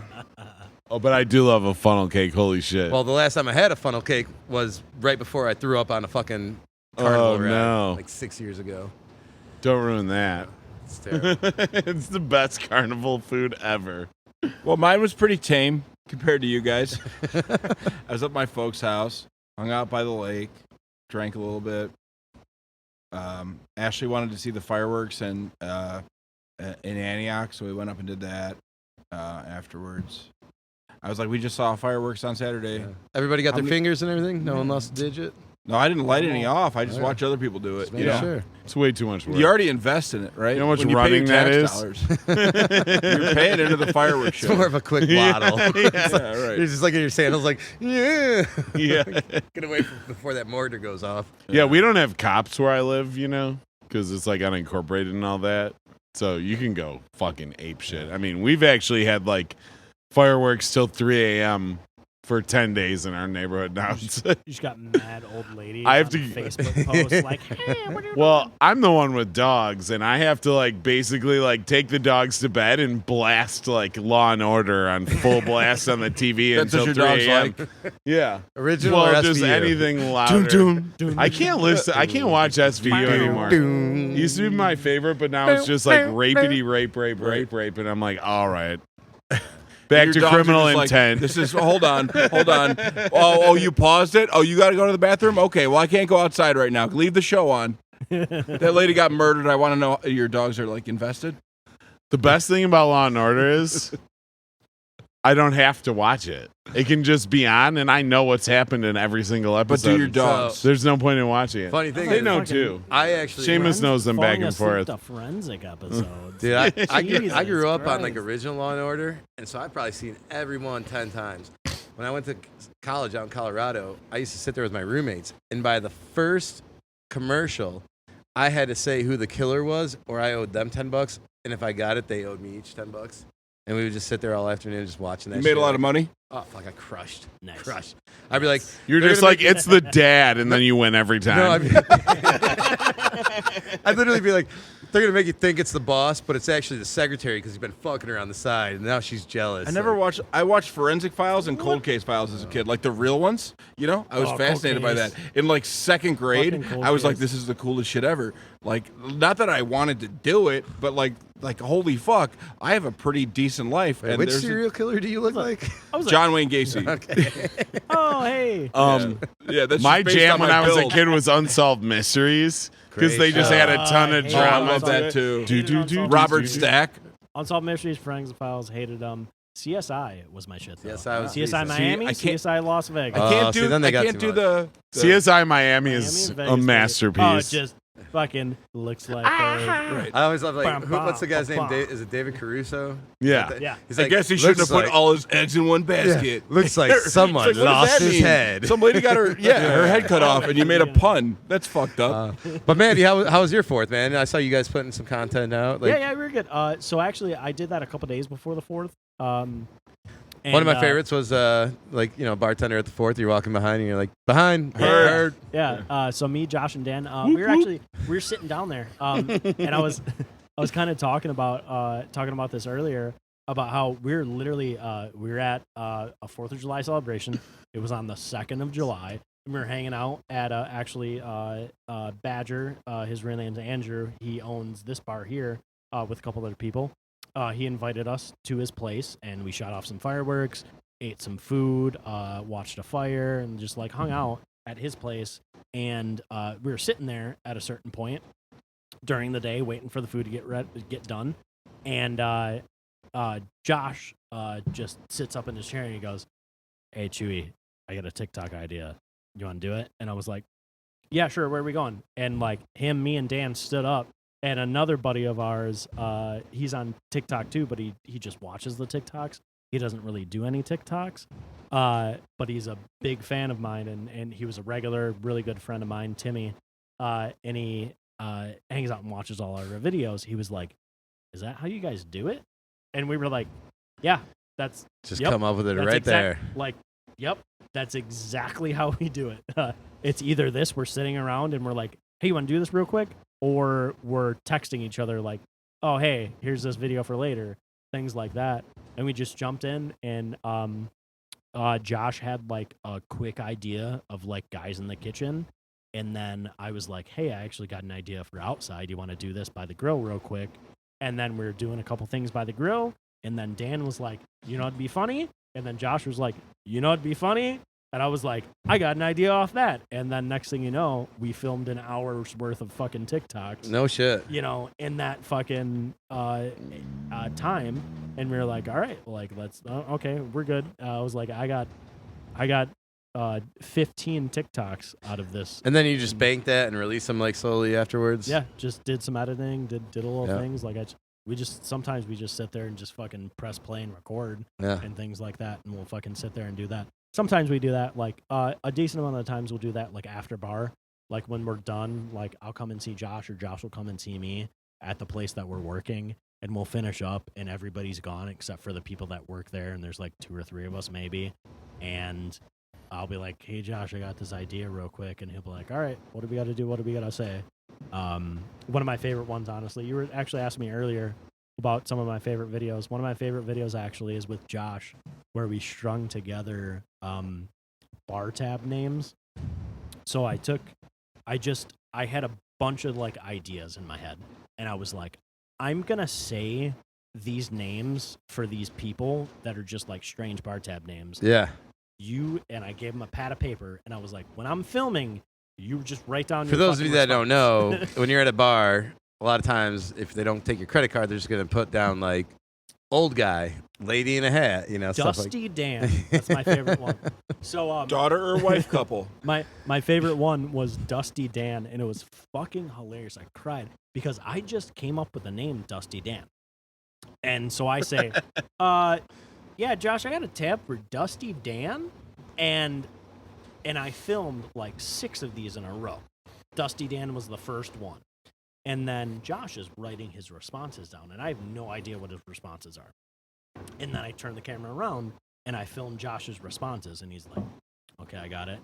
And then I hit record, and he goes, yeah, Dusty Dan. Oh, yeah, he fell in the dirt once, and we never let him let it go. And that was it. And I was like, are you fucking kidding me? And I was like, we got to elaborate on that. And he was like, oh, yeah, like Dusty Dan, like he was at his dad's funeral and he fell in the dirt, and he was wearing a white suit and like all this shit, and it was fucking hilarious. Just stuck.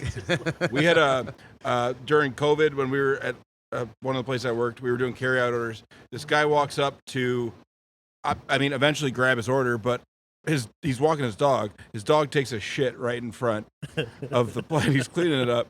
Comes in, his name's Dave, and I was like, "Oh, dog shit Dave, right?" Dog shit. We still call him dog shit Dave. Sorry, he bud. has no idea. What? He's a great guy, but he's dog shit Dave. One of the other ones was No Tip Larry, and I was like, yeah, there's a No Tip Larry, and he goes, No Tip Larry. Yeah, he's a great guy. He just forgot to tip one time, and we never let him go. That's just fucking And, like, that was totally, it. man. And I was just like, God damn. Like, when I tell you guys Josh is a fucking comedic genius, like, he's fucking hilarious. That's awesome. We can just rip off each other all the time. And it's the, like, for me, I usually try and play as straight edge as I possibly can with Josh, because he's just so fucking funny. And it's fantastic, and it's great. And he's just like, yeah, man, just let me know what you need, and I'll riff off that, and it's beautiful, and I love it. Very cool. All right, let's get into it. Now it is time for the 1, 2, 3, 4 questions questions. part of this podcast. This is where you get to better know your service industry employee. So, Maddie, this is the same 4 questions we ask everybody. Pretty basic shit. I have to remember them all. Question number 1: what do you do on your day off? Is that Yeah. it, right? Yeah. All right, that's the right one. Question number 1, what do I do on my day off? Yeah. Drink. Like, why is that? Yeah. Yeah, duh. That's a no-brainer for me. No, yeah. I mean, honestly, Day drink, duh. I just got a motorcycle recently, so I'm kind of getting into that a little bit. Like we talked about, like mental health and things like that. I try to take some time and just like enjoy. If it's like going to get food or things like that, Yeah. I really like doing that. But like I also like having my day off, and I'm a content creator that needs to be at certain places sometimes. So I will. I was gonna say, on your day off, are you you sitting there editing and posting shit like that? Like, so like you don't Sometimes. really have a day off, It's or I mean, being at certain places certain days a week. I mean, last week I only worked one day for 5 hours. Okay. Last week I had most of the week off last week. But like this week, I have a thing pretty much every single day. But I really enjoy. Obviously, I really love and enjoy sports. I like doing that stuff, but I enjoy seeing the people that see me. We are like not a tight knit community, but like I see the people that I want to see, and the people that want to see me. So there are certain days, like Mondays. do you like to go bar hop around and like hit up everybody like in the industry? Every now and then, like my Mondays specifically. This Monday, I usually go and see Bailey, who's at Pub on Wisconsin, and then I come here and see my cousin Tyler, who works here at MKE, and that's usually my Monday. My Tuesday, I usually work. My Wednesday, I work. But my Thursdays, I usually go and see Todd, and then I go and see Josh, who's here. As far as you time outside of bartending and creating content, I guess that becomes the question now. Like, what do you do with if you have any free time? I know you do a lot, but what's your thing? I would say just like, honestly, a lot of that is probably just like it might sound kind of cliche, but like, enjoying life, enjoying food, taking drives, things like that. One of the biggest things that I actually found during the pandemic was my escape. Is I would go every single day. I'd go to the grocery store and get a nice meal for the day, get the groceries, and then come back home and cook a really nice meal. Yeah. And then watch my TV shows and movies and things like that, because there really was nothing else to do. There was nothing else to do, So yeah. you had to kind of shut and isolate, but like I had to get out or I was gonna fucking lose it. So I was like, okay, I need to get out, but I need to do this in a practical, smart way. Right. I'm getting food. I'm getting sustenance for my fucking body. Yeah. That's what I'm doing. So that was like my me away time, and I've kind of done that. When you're cooking, are you like grilling, or are you like sauteing some shit up? I'm a grill guy. You a grill for guy? sure. I love the grill that I bought. I bought that in like 2019. I'm a propane guy. I love people that can do charcoal and things like that. That's a lot more patience than I have. I like to turn it on. And So go. I really enjoy the propane. So I do that. And I don't but, cheat like those people with Traegers. But I would say that's kind of my me time. Nice. There are some times where that type of shit like does get lonely, where you if people think of like, oh, like I'm eating alone, or like I'm taking a drive by myself, or things like that. I like that quiet time with stuff. I'm not really a book reader. Honestly, now that I'm thinking about it, movies are another big one. For sure. Yeah. I enjoy going to a movie by myself and just fucking Actually going watching to the theater movie. and everything? Yeah. Yeah, I love it. So I get high off that we clean do carpet have- and popcorn smell. Yep. Fucking get high. Oh, I thought you were gonna say you get high on edibles and go to the movie, because that's what I do. Super high on yeah, dude. edibles. I have a group that usually goes every other Monday. Sometimes we'll go and see a movie on Mondays. But I love, ever since I was in the Army, that was like my escape. Yeah. When I went to the movies, because I couldn't be home. So I was like, all right, let me go watch this movie. And I would fall into the movie and forget that I wasn't home. with my family and things like that. What's your favorite movie ever? Favorite movie ever? Or you could rattle off a couple if it's a hard one. Oh man, see, that's the thing is, I honestly can't say favorite movie or favorite, even like band or like song or things like that. It is tough because how can you Can't choose what Blazing Saddles? I was gonna say Gangs of New York, but yeah. Now you're saying like if you're saying like favorite movie right now, specifically because the 4th of July passed. Independence Day, absolutely. Oh, nice. But if you talk to me on the 23rd of December, it's going to be Home Alone. Yeah. Oh, okay. I made my girlfriend. It changes throughout. Yeah. You know. I made my girlfriend watch Jaws on the 4th of July. Nice. There you go. I couldn't think. I was like, "What's a 4th of July movie?" Totally forgot Independence Day. But yeah, it's it really depends. I have a top 20. Yeah. Armageddon, absolutely fucking love. Okay. Apollo 13 I watched last night. Nice. Armageddon.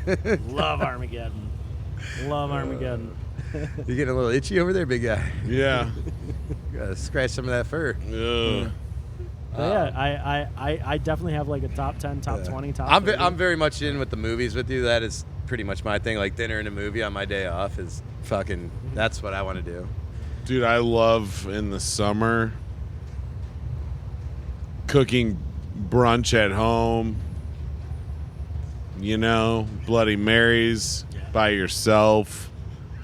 You don't have to And keep then- saying alone and stuff like that. And then the afternoon comes and you go pick some herbs out of your garden. By yourself. Yeah. By yourself. And then eat them with mussels. Do you guys like mussels? Dude. Oh, fuck yeah, dude. Fucking mussels in the summertime. Some basil straight from your deck.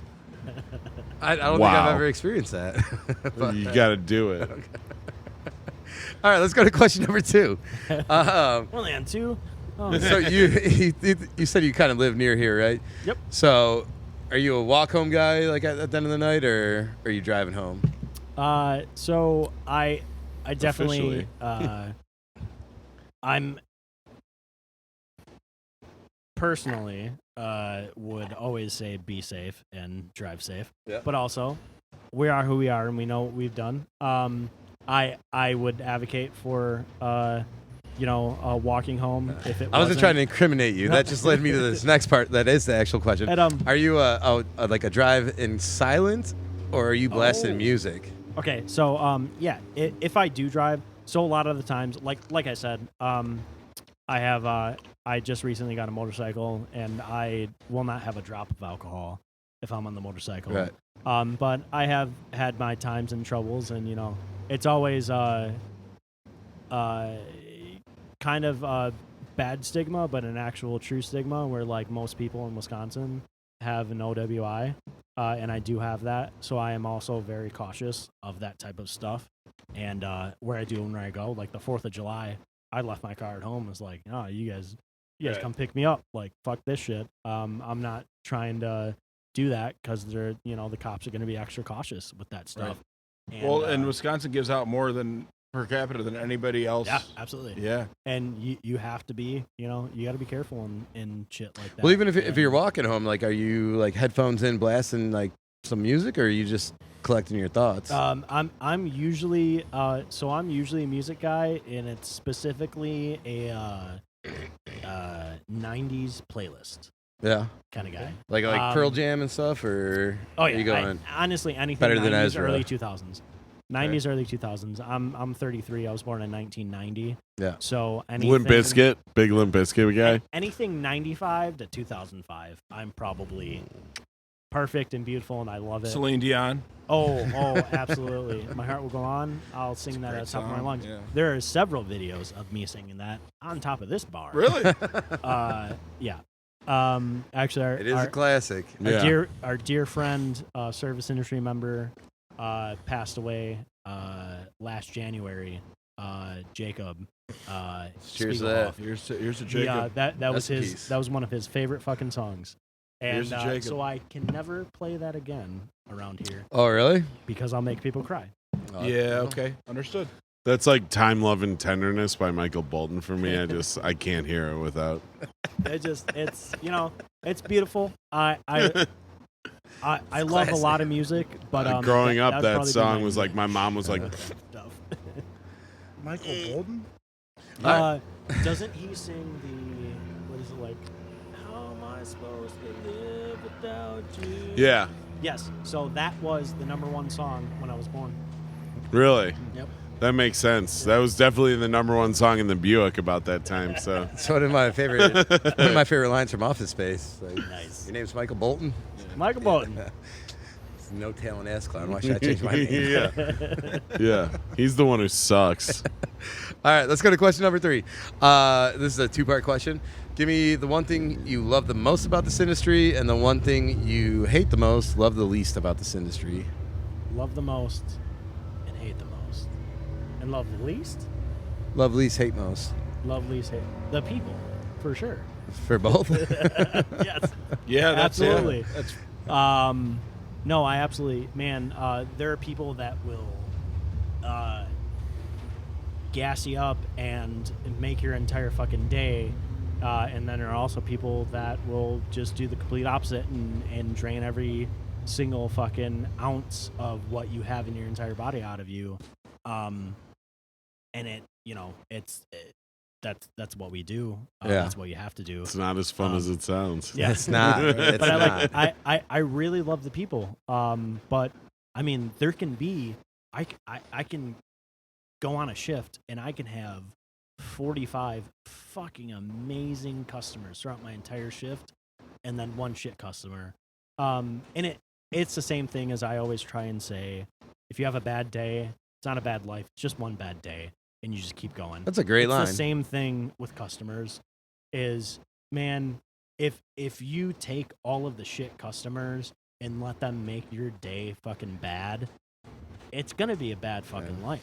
I So you tell have to all my look at the bartenders good that. customers, man, and you have to thrive on those good customers. Yeah. So I would say, yeah, Anytime I'm training a new bartender, like they'll get that first like stiff like tip, and they'll freak out and be like so upset. I'm like, listen, you what got did I do? you got Yeah. 100 more people over the next 15 minutes that are trying to get drinks off of you, and if you're an asshole and upset about this last one, you're gonna get shitty chips for the next 15 minutes, which is gonna like snowfall, and it's just gonna be a shitty night. Or you can just be like, this guy was an asshole, and walk the fuck on. Like, move on to that next person. Yeah, the Doesn't mean shitty tip doesn't even bother me. It's someone actively being an asshole that throws me off. I'm just like, ugh. Patrick, don't let your face look like this encounter the rest of the night. You know? Yep. But it does. Yeah. I mean, we're human. It all fucking happens, and sometimes that stuff, like we say, and like that's why I was talking about the mental health things. Like, Right. sometimes that shit, like that shitty tip, fucking hits you, but you have to shut the fuck up. You got to do your job, and you got to be good to the people that are good to you. But then next week, sometimes you had 7 shitty tips, and you're like, "Am I a shitty bartender, Right. or is there Like, just what's a bunch of going shitty on here? people, man?" And you gotta release that stuff sometimes. And sometimes you just gotta eat shit. Yep. Like, you just have to eat shit. It Yep. I mean, happens. sometimes I'm a shitty fucking bartender. I can 100% admit that, man. There are some times where somebody's like, "Do you want a Bloody Mary?" And I'm like, "Fuck you." But yeah, I'll make it for you because I love you, Katie. But It's weird that it's 10:30 on a Wednesday and you're ordering one, but yeah. That's gonna be my memoirs title. It's gonna be Bloodies After Dark. Yeah. it's just like, and there's a lot of people on social media for me, like where I just make fun of like, people ordering like string ordering or ordering a bunch of different Yeah. things, and like, and That's why I love your shit so much, is because it is that little stuff where it's just like, and can I get, and you're like, motherfucker, dude. I even made a meme about, like, man, you don't have to need to know exactly what you order at the bar, but you need to know exactly what you fucking want to order at the Yeah, bar. right. Because I'm like, if you need some help, I got you, and I'll figure it out for you. But also, like, read the room, brother. If there's 6 people behind you and you're wanting 17 samples and like, what's this, what's that, and Oh, I like, hate samples. Yeah. talking my ear off, bro, I'm gonna get irritated with you. Do you go to the grocery store and sample stuff? No. Do you go to a hardware store? Bro, and have you ever sample been to stuff? Costco? No. Are you kidding? Okay, I can eat yeah, a that's a fucking different thing. 2,000 Those are calorie meal offered. there. Those are offered. You don't ask for a sample. No, I of agree, especially if Sure, it's they'd give you busy. one, though. If you're like, can I try a All little of bit the of the beers? 3 different hazy IPAs? And you're like, yeah, on a This, Tuesday. and this, and then But this. shut, We have you a know, 5-ounce pour that you can order. You can pay for it and you can try it. Friday Those don't night upset at me as much as like 11:50 p.m. someone will order like 3 samples of something, and then be like, "I'll just have an Angry Orchard," and you're like, "What the fuck, man?" dude, I my martini My story, cousin right? Tyler Yeah. in there like sent me a TikTok and he was like, he sent me a TikTok idea and was like, all right, it's just somebody who orders like 4 different samples of tap beers and then just goes, oh, these are gross. I'll have a Miller Lite. yeah. I used to be so oblivious to the fact that people actually had the audacity to ask for free samples of alcohol that I would go to bars and they'd be like, what do you want? And I'd be like, oh, I'll try this beer. And they're like, oh, you just want a sample? And I'm like, oh, I mean, oh a no, full no, I thing, want a yeah. 24-ounce Yeah. pour. You know, like I'm you know, trying it. See? I just wasn't aware My- people meant like, my- oh, you're gonna let me taste it? Like, no way. That's my bugaboo, especially working at Mobcraft. Yeah. When somebody says try, Do you mean That's a sample. try That's a or sample. have? and I have to specify. Yeah. I was Like- just about to say that. Do, No, I always do, lead do them. you I want to was- sample it or do you want a full pour? Because And, we like, both they'll we usually run specify. brew pubs But as I well. just so like it's like I'm like try is a triggering word for me. I get it. But See, they I say- was unaware because I was like, right. didn't No, even I know always go, people were. do you want to do a full pour or a half I'll pour, have, or we yeah. can do a 5-ounce? Yeah. And I lead them that way, and they're like, and I'm like, oh, you just like just a splash then? Like, I just want to make. Do people I feel look like dumb a guy for who's ordering so it, you know? picky? I want a For 1 me, ounce beer. A lot of people at Momcraft, when they say try, they mean sample. sample. Oh, They- yeah. they- But how Before many they beers do buy you guys their have on half tap? pint. Yeah. How many Let me beers does sample Mobcraft it. have on tap? You've probably got a ton. 32. Yeah. Yeah. You know what's and they rotate. infuriating? I mean, I'm there once a week on every Saturday, And you have to I relearn 3 every different single beers. time. Yeah. I have 3 different beers at least. It's infuriating that a lot of those customers are like, I'm only going to have 1 pint and I really want to know which one is the right one. And those people should get a sample. But a lot of these people are fucking cheap fucks. We had this guy. and they're trying to pump you for an extra half of a beer. Yeah. Yeah. And the fact that those people are real is infuriating. Like these people, that's like my friends who used to tell me, like, use this trick at Chipotle, ask for a burrito bowl and then ask for a tortilla at the end. And Yeah. then one day they like started charging you for tortillas and people are outraged. And I'm like, that's because you've been a cheap fuck. And that's why they did that now. Yeah. You don't get to get away with things. Yeah. You're going to Yeah. a business and buying something. There's that. You're thing not on smarter TikTok than where everybody it's else. You're like just a worse. $3 I'm not going to taco go you inside turn right into a now and be like, burrito. hey, Yeah. let me sample your PBR. Yeah. Like, What does your whiskey Well, yeah, taste like? Can I it's get a like, know where sample you of are. your Know where real you are. whiskey? You know, Is Nobody this how does people that. get rich? Like, Read the fuck. You don't go to a Yeah. dive bar and go, let me try Miller Lite, Coors Light, and Bud Light, Well, please. and that's the Yeah. same thing. And I've made TikToks about this. Sorry that I keep bringing them back to TikToks. Do it up. But That's what we're here for, I've, man. I've made TikToks about this of where like I will gladly walk you through like something new or like something you want to try or things like that. Like what's your 3 favorite drinks to make? Like what are they? Like I will gladly sit there on a fucking Tuesday afternoon when there's only 7 people at the bar, and I will talk you through and try to get you the right thing that you want specifically at that moment. But if it's fucking Friday night at 12:30 in the morning and there are 4 people behind you screaming at me, maybe that's not the time Yeah. to like ask what my favorite drink Yeah. is. Give me or, something that's sweet, but kind something- of sour, yeah. but not too sweet. I'm like- giving you a fucking Malibu pineapple with a little grenadine in it. Like, I don't like, I just like, and I don't even fucking care about it. I can absolutely walk you through a bunch of different drinks, but it's just like reading the room type Yeah. of things, specifically with that, or like just like getting my attention and not knowing what you want. Right. Oh, it's Like, the worst. it's oh, the hey, worst. come here, Like, come here. Okay, what I'll do you take one want? Miller Lite, and what do you guys hey, what want? do you want? Yep. That's the fucking You one. want some like, shots? Like, What do no, you no, want? no. You want a shot? Like, get what everything kind of shot do together. you want? Oh, you don't do Patron. The second they Okay, turn their well, back, I walk away. Yeah. I'm just like, see, that's They a I'll be good back. mad. move. I'll be back. That's a good when you're ready. response because it's kind of a power move from them. I'll be back. I when you're feel like fucking in a way. ready. Yeah. Nope. Let me hold this guy. I've for a got minute. I've got him on the hook, so now let me what ask I like to everyone do else. is when he's turning around to that group to ask them what they want, I like to look at the other customers and be like, this fucking guy. Yeah, well, I do that too, and especially if you got a regular nearby, and you're just like, and they're like, "Oh, this bar used to be different." I tell you, and you're like, "No, it's always been the same. There's always been assholes." Dude, you probably used to be one of the assholes, but now you're too old, and you just sit there and everybody knows what you want to drink, so you have to worry about but it. I just don't mind you as much as this asshole.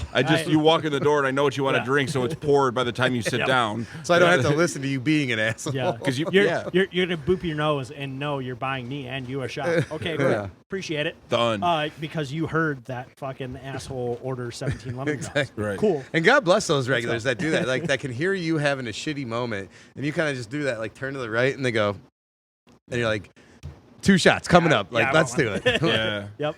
Love those people. No, it's I mean, that's the thing is like when I was talking about like I'll walk somebody through a drink order or like what's my favorite things at a certain point, certain time. And that's kind of a bugaboo for mine. And then some people online are just like, you just do your fucking job, shut up, and dude, I've had to do your job and things like that. But like, it's the same thing as that, like, people don't know that sometimes, and that's what I'm trying to do with me being in this industry and trying to promote. It's just like, these are bugaboos that bartenders have. Well, not only a bugaboo, like you're saying, if it's a packed house, right, and there's 50 people waiting behind you, your bullshit is also making these 50 people upset because now I can't pour them drinks. Yeah. So I'm making less money, and these people around you are getting angry because you're taking up too much of my time and not coming prepared. Yeah. So it's like you're ruining it for everybody, not just me. I'm not bitching. The guy next to you who's like, I've been waiting here 20 minutes. Well, it's because this idiot took 15 of it. Yeah. Like, you know? Yeah. As a bartender, who do you encounter daily that you would just straight up tell how to do their job better without having any experience in it? I do love that. That's like the, hey, smile. Anybody? Is there anybody? The police. Well, that's the whole thing. Yeah. But, I mean, like, you don't go to, like, Teachers. That's like that line, like, hey, you should smile. It's like, shut the fuck up, dude. Like, but I don't come to your tile shop and tell you to smile. You should fucking tip me more. Yeah. I can 100% tell customers how to be a better customer. For Oh, sure. well, all right. Well, here. There this we go. comes to Perfect question. segue. Question number 4. What is your advice to the average listener customer that would make them a better customer? I mean, honestly, what we were talking about, fucking read the room. Yeah. Know Be where ready. you are. Be ready with what you want. Do you want a drink or not? Right? Yeah. And I mean, one of my biggest bugaboos too, and it just, people don't understand. Have your money ready. Have your money ready, your card out, like something like that, ready to fucking pay. Because I don't want you fucking digging through your purse Fumbling, yeah. or See, digging through your pocket. that seems Because to once be I like a- hand you the drink, and now I have to stand here. That seems to be like $6 50-50 though with $6 people. $6. $6. Because Give me the money. Where is it? Where's the fucking money, man? Like, come on. But see, so like some of our guests, they're like, don't be waving your money out. Don't have your card out like that. And I'm like, I'm the complete opposite. I'm like, I want your money out so that I know you're ready Let to pay see me. it. Right. Let me see it. Don't. And don't be certain people waving think it's or like rude like that. snapping. Don't snap. Yeah. No, like, yeah. don't whistle. Like, Yep. Don't Most whistle, bars don't I wave, go don't to, snap. I'm regular enough that but by all means, have your they fucking just card run me out. a tab without saying anything. But if I go to like a new bar I've never been to, I'll just hold my wallet in my hand subtly. I'm not leaning over, Yeah. not waving money, I'll just- no 20s out. Yeah. But like, hey, look, I'm ready. I have money. You know? Yeah. Just like, take my order, I have money. I would. Just this. Straight like Yeah. that. Yeah. Just right here. The And- folded and- 20 in the hand and for just- the listener. and Yeah. just- Any if- sign that if you're you not can- fussy and will be quick, Yeah. the bartender look- may pick up on it. Oh, my God. Because that's the thing. If I do this at you and we make eye contact, I know at least I'm in the queue. I'm acknowledged. Yeah. I'm in the queue, and probably I know what the fuck I want. Exactly. What I want to drink, Right. and I'm gonna tip 20%. Yeah. It's technique though, like flashing a little something so they see it is one thing, but like Yeah. Oh, like leaning over the this? bar and Yeah, then they're that's not no, coming no. and you start like Don't wave it. Yeah. moving the money around. Every now and it's again, I'll like, lift my shirt up and show a You're nipple like, just to yeah. get their attention. yeah. Depends on what bar you're do at. what you Yeah. gotta do. You know, lets them know, hey, I'm here to party. That's another thing. Like, if you're with someone who has great boobs, just have them get the drinks. That's You know always what why I I'm have to get the drinks. Is that why I always have to get the drinks? Just like, hey, give. Hey, I'm gonna need you to get this. Yeah, round. come on. Nothing. Oh man. All 3rd right. of July, we stopped to rip and dip around the corner at a place, and I fucking won $50 on a gambling machine, and it was fucking packed, and I was like, oh man, this is never gonna happen. And I like ran into my friend Crystal, and she was like, oh yeah, I know the owner. She was like, do you need something? And I was like, man, I got this $50 ticket. And she was like, I got you. And she just fucking was leaning over me. She's like, hey, babe. And she was like, oh, hey, what's up? She was like, a friend has a ticket. She was like, all right, I got it. And I was like, There you that go. would have took me 20 minutes. Yeah. It took me 20 fucking minutes.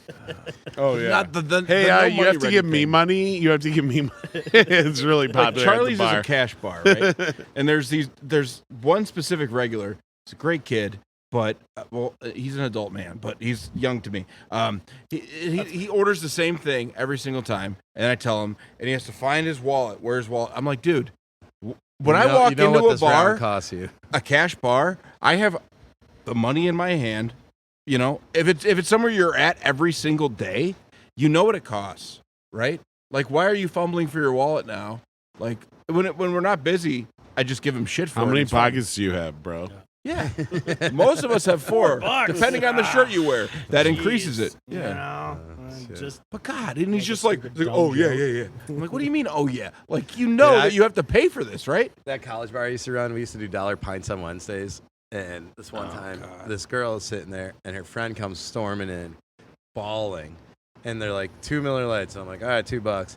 And this girl just pulls out a fucking like bag of fucking like nickels and pennies and just starts counting them out. I'm like, you're having a rough night. I got your beers for the night. Like, it's all going to be on me. It cost me like $10 just to make her not give me the fucking bag of 200 pennies. yeah. No. Yeah. 100% been there before. Yeah. No, You have to take them. as a customer. But like, I got a cigar have been box there full of pennies emptying one out time. my change jar, specifically in college, just emptying out my change jar and being like, all right, I got $27. Yeah. Let's go to the bar that I work at that I get 25% off. Right. I am going to tip you 20% Yeah. and drink this $27. All right. And that is the end of the 1, 2, 3, 4 4 questions part of this podcast.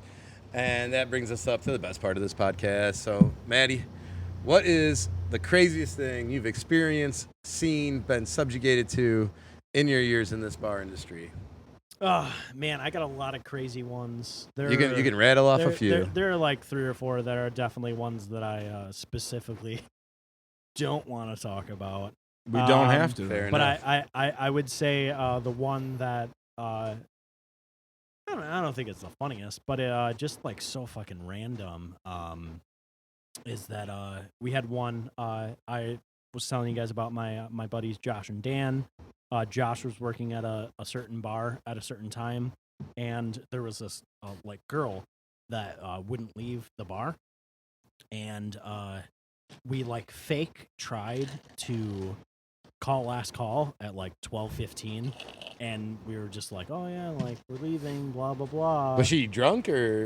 No, she wasn't. I think she was in like some sort of distress. Yeah. But like there had been previous people, like servers and things like that. Like we were like, hey, can you check on her? Like, watch out for this one. And like see like what's going on, and they didn't know she was like she wasn't talking, like things like that. So, she was just like I don't know like her mental state or whatever, or like if she was on like some sort of like any type of drugs or things like that.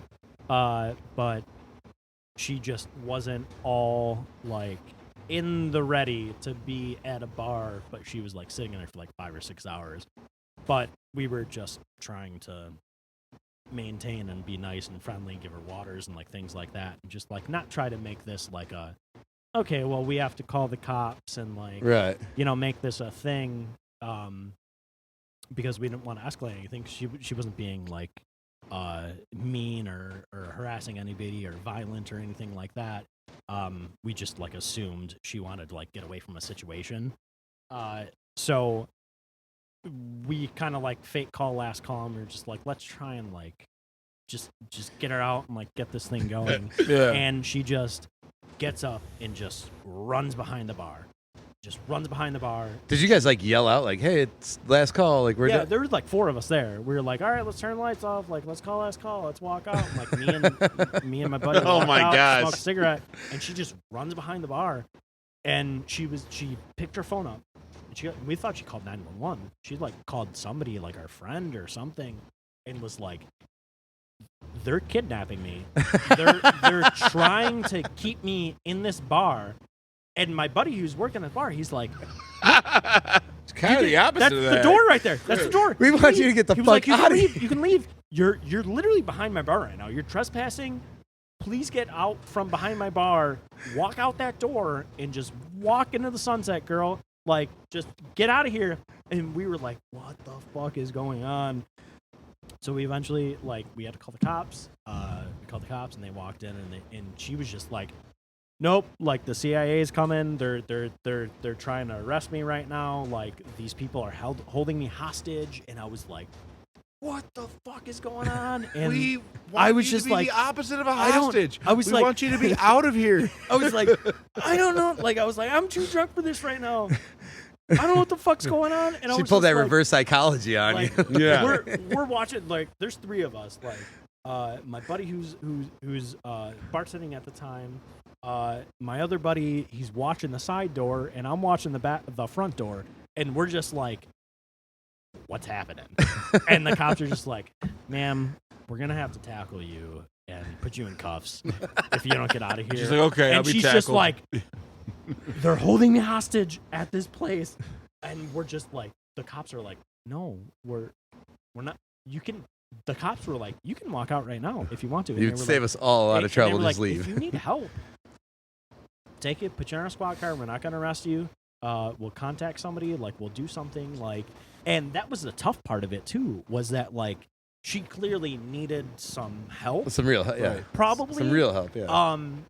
But it, like, we just You didn't don't find know that at how a to deal bar, with and you it. can't do that. Like- you You can't be, could. She was It too can nuts. You pass couldn't with even get her that. to Two say she patrons needed and a help. bartender that were just like, what do we do in this situation? Yeah. Like, we waited hours to call the cops, and then we had no choice because she just ran behind the bar and then refused to get out behind the bar. I think we And talked. like that was the They're that was the kidnapping thing is me. that, like, he was You're like, he lady, was trying leave. to, like, hey, like, get out from behind my bar, and she was like aggressively Yeah. pushing at We him. just and, we just and talked about that fighting on a at him. podcast about how you never, as a customer, do not ever Mm. go behind the bar. 'cause No, that is- no. That is fair game. We will fuck Yep. you up. 0 out of 10, baby. Yeah.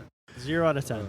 But it, it eventually ended up being, she just, she came from St. Louis or something like that, and she was staying with somebody that she didn't want to stay with anymore, and she just had like no really options, and she was like on the phone with her sister or something Waiting to like do that. something, yeah. And it just it's a tough situation. Like, where, like, what do you do? Like, you can't really be physical with No. somebody who's not being physically violent Right. with you, but like also like you have to protect your bar at a Right. certain point too. Yeah, once they start breaking something or taking Well, something, I mean, now It's you not only gotta that, step like, in. you are kind of like liability wise on the line if someone leaves your place and gets hurt. So you have to watch out for their well being as Yeah. well. It sucks because Like- even if they didn't, like, this lady sounds more like schizophrenic than fucking That's drunk. Yeah. But Yeah, and that's what. but we were even thinking if she, too. I mean, if she had one sip at your bar and then leaves, it's like, And does And- kill, and- you know, and that's kill what herself we or said. kill someone you else. know, a You're lawyer could argue it was Yeah. the drink. You know Yeah. what I'm saying? Like, it's Yep. it really sucks because it should be like, as soon as you misbehave, get the fuck out, and it's your It's just problem. funny, but like, Yeah. I don't mean to make light of the situation, but like in my head, I'm just like kind of see someone in the corner being like, she's like, oh, someone's trying to kidnap me, and you're just like, no one want you, like, get the Yeah, fuck out right. of here. Yeah, yeah, it was just it was tough because you don't know what certain people are going through, but like it was just like, what do we do in this scenario? Oh man, That was probably one of the craziest. I've that's had definitely bunch a of call the crazy cops thing. scenarios. Once it gets to be it like, always ends up being that. Like Jumping- I've had a couple of like, ju- you jumping can't behind you the can't bar like physically and throw refusing someone to out the leave. door. Really, well, not only even that, like I've had like Yeah, not situations where anymore, it's like no. people coming from a Yeah. funeral or like something else going on, and you're like, you can't be here anymore. Like you're cut off. We're not serving you. It's time for you to go. And they're starting to refuse to leave, and you're like, and they're like I've had it where like someone's like, I buried my friend today, and I'm like, listen, man, like you've had a shitty day. Yes. Like let's get you home safe. I don't want to make your day shittier. Yeah. Like, because the next step is for me to make your day really shitty, and you're gonna wake up in a cell somewhere tomorrow, not knowing what the fuck happened. Like, because I'm I gonna don't give want you a that to happen fucking for you. stunner right here in this bar if you don't fucking leave. And then I'm taking 2 beers. And She's like, That's the bottom line. you just, and then smash them. That'd be so awesome if you could do that, though. I mean, I'm sorry you for people can't. with tragedies and mental You need illness. a but TikTok what if you video could just of stun her headphones. then? There you go. Just still cone stuttering. No, but yeah. That'd be great. It Jay's thinking about it. I know he's a fan I of don't know it. if Do it at did I- Charlie sometime. Yeah, who knows? Did I tell you guys that like story a couple weeks ago?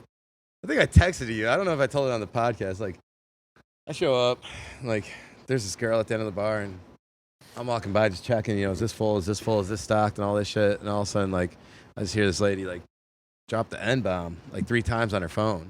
And I, like, look up. I'm like, what the fuck? Like, did she just say what I thought she said? I'm like, you got to go. She starts arguing with me, and, like, she's obviously... To clarify, this is not someone who could say that, right? No. Okay. No. And... Absolutely I assume- not. I assume. And like she's like she's like crying, and I'm like, she's like, I'm just having a really bad day. And I'm like, ma'am, I'm like, okay, well, like it's time to go. Like you can't be driving. Like let's get you an Uber. She's like, I live 2 blocks away. I'm like, all right, like it's time to walk out. And she just looks at me. She goes, you've got a small dick. Fuck you. I'm not going anywhere. And I'm just like, and now I gotta call the cops at 5 o'clock in the afternoon. Like, Right. what the- First who of all, told that was you- very hurtful. Yeah, right. Well, you're just not a very nice lady. My gonna serve quickest you anymore. one was 11:15 in the morning. Wow. Oh man, Called that's cops. an early one. 11:15. That guy obviously didn't go to bed the I night mean- before. Guy and girl walked in. They were 60 plus. Walked in. I just opened the bar at 11 a.m. and they walked in, and it was a food place. So they walked in, and they got a couple beers and sat down, and then the guy just like opened his phone up and just have a full blown like argument with somebody on the other side of the phone, and was just fucking screaming and swearing and yelling. And I was like, bro, you got to get out. Like he was yelling to the point where like my customers that had just walked in for brunch with their kids Like, were like, what the fuck's this guy bro, on? what's going on? Right. And I had to call cops at 11:15. And That's pretty fucking early. I've Yeah. never had to do that. That's pretty good. Like I thought, like 2 I'm in the barely afternoon on even get Sunday there was that pretty early. Like, Yeah. shit. 11:15. Yep. I mean, basically, you gotta like show up and have someone pass out in the doorway earlier than that. That's like I stayed up all night. That's it. Yeah. That's all you and then I'm there and didn't even go to bed. And Couple then too they many throw me nose out at 11 beers. a.m. Yeah. Yeah. I stayed up all night. Pounding nose nachos. all right. I would think that's probably where we're gonna call it. Yeah. Nose nachos. That's where I never heard that one before. Maddie, thank you so much for coming on. Let us come up here and Absolutely. party with you, man. Appreciate it, dude. Fucking, it was great to meet you, dude. You were fucking hilarious. Yeah. Yeah, Give a great shout out. cast. Yeah, great bar up here too. I love this place. Yeah, it's It's awesome. cool. beautiful. Really just cool got place. just got nice and dark in here. Yeah. Setting Nice the mood light up in here. ambiance. We are up here in Racine on Douglas Street at the old MKE pub. Come hit it up if you're in the area. Give a shout out to your socials, wherever you're working, any of your friends, any of that shit. Yeah, Matthew Rangel. I'm the Real Matty R on TikTok, or the Real Matty Rangel on Instagram. Obviously, also, if anybody on my side is seeing this, please follow these guys. They're fucking fantastic. Oh, thank you. Appreciate you guys for coming out. No, dude, yeah, that was awesome. I was really excited when you. Yeah, first field trip. $5, that's my owner. Come Hey, here. hey. Go get We'll leave the mics hot for a minute. Yeah. All right. You'll be Well, $5. all right. Well, I think that is going to be it. This has been another episode of the 1, 2, 3, 4 Shots Podcast. All right. Cheers, gentlemen. Field trip number 1. Cheers. On location. Yeah, let's see if Uber drives up here. Now we got to figure it out. You guys got to come here yearly.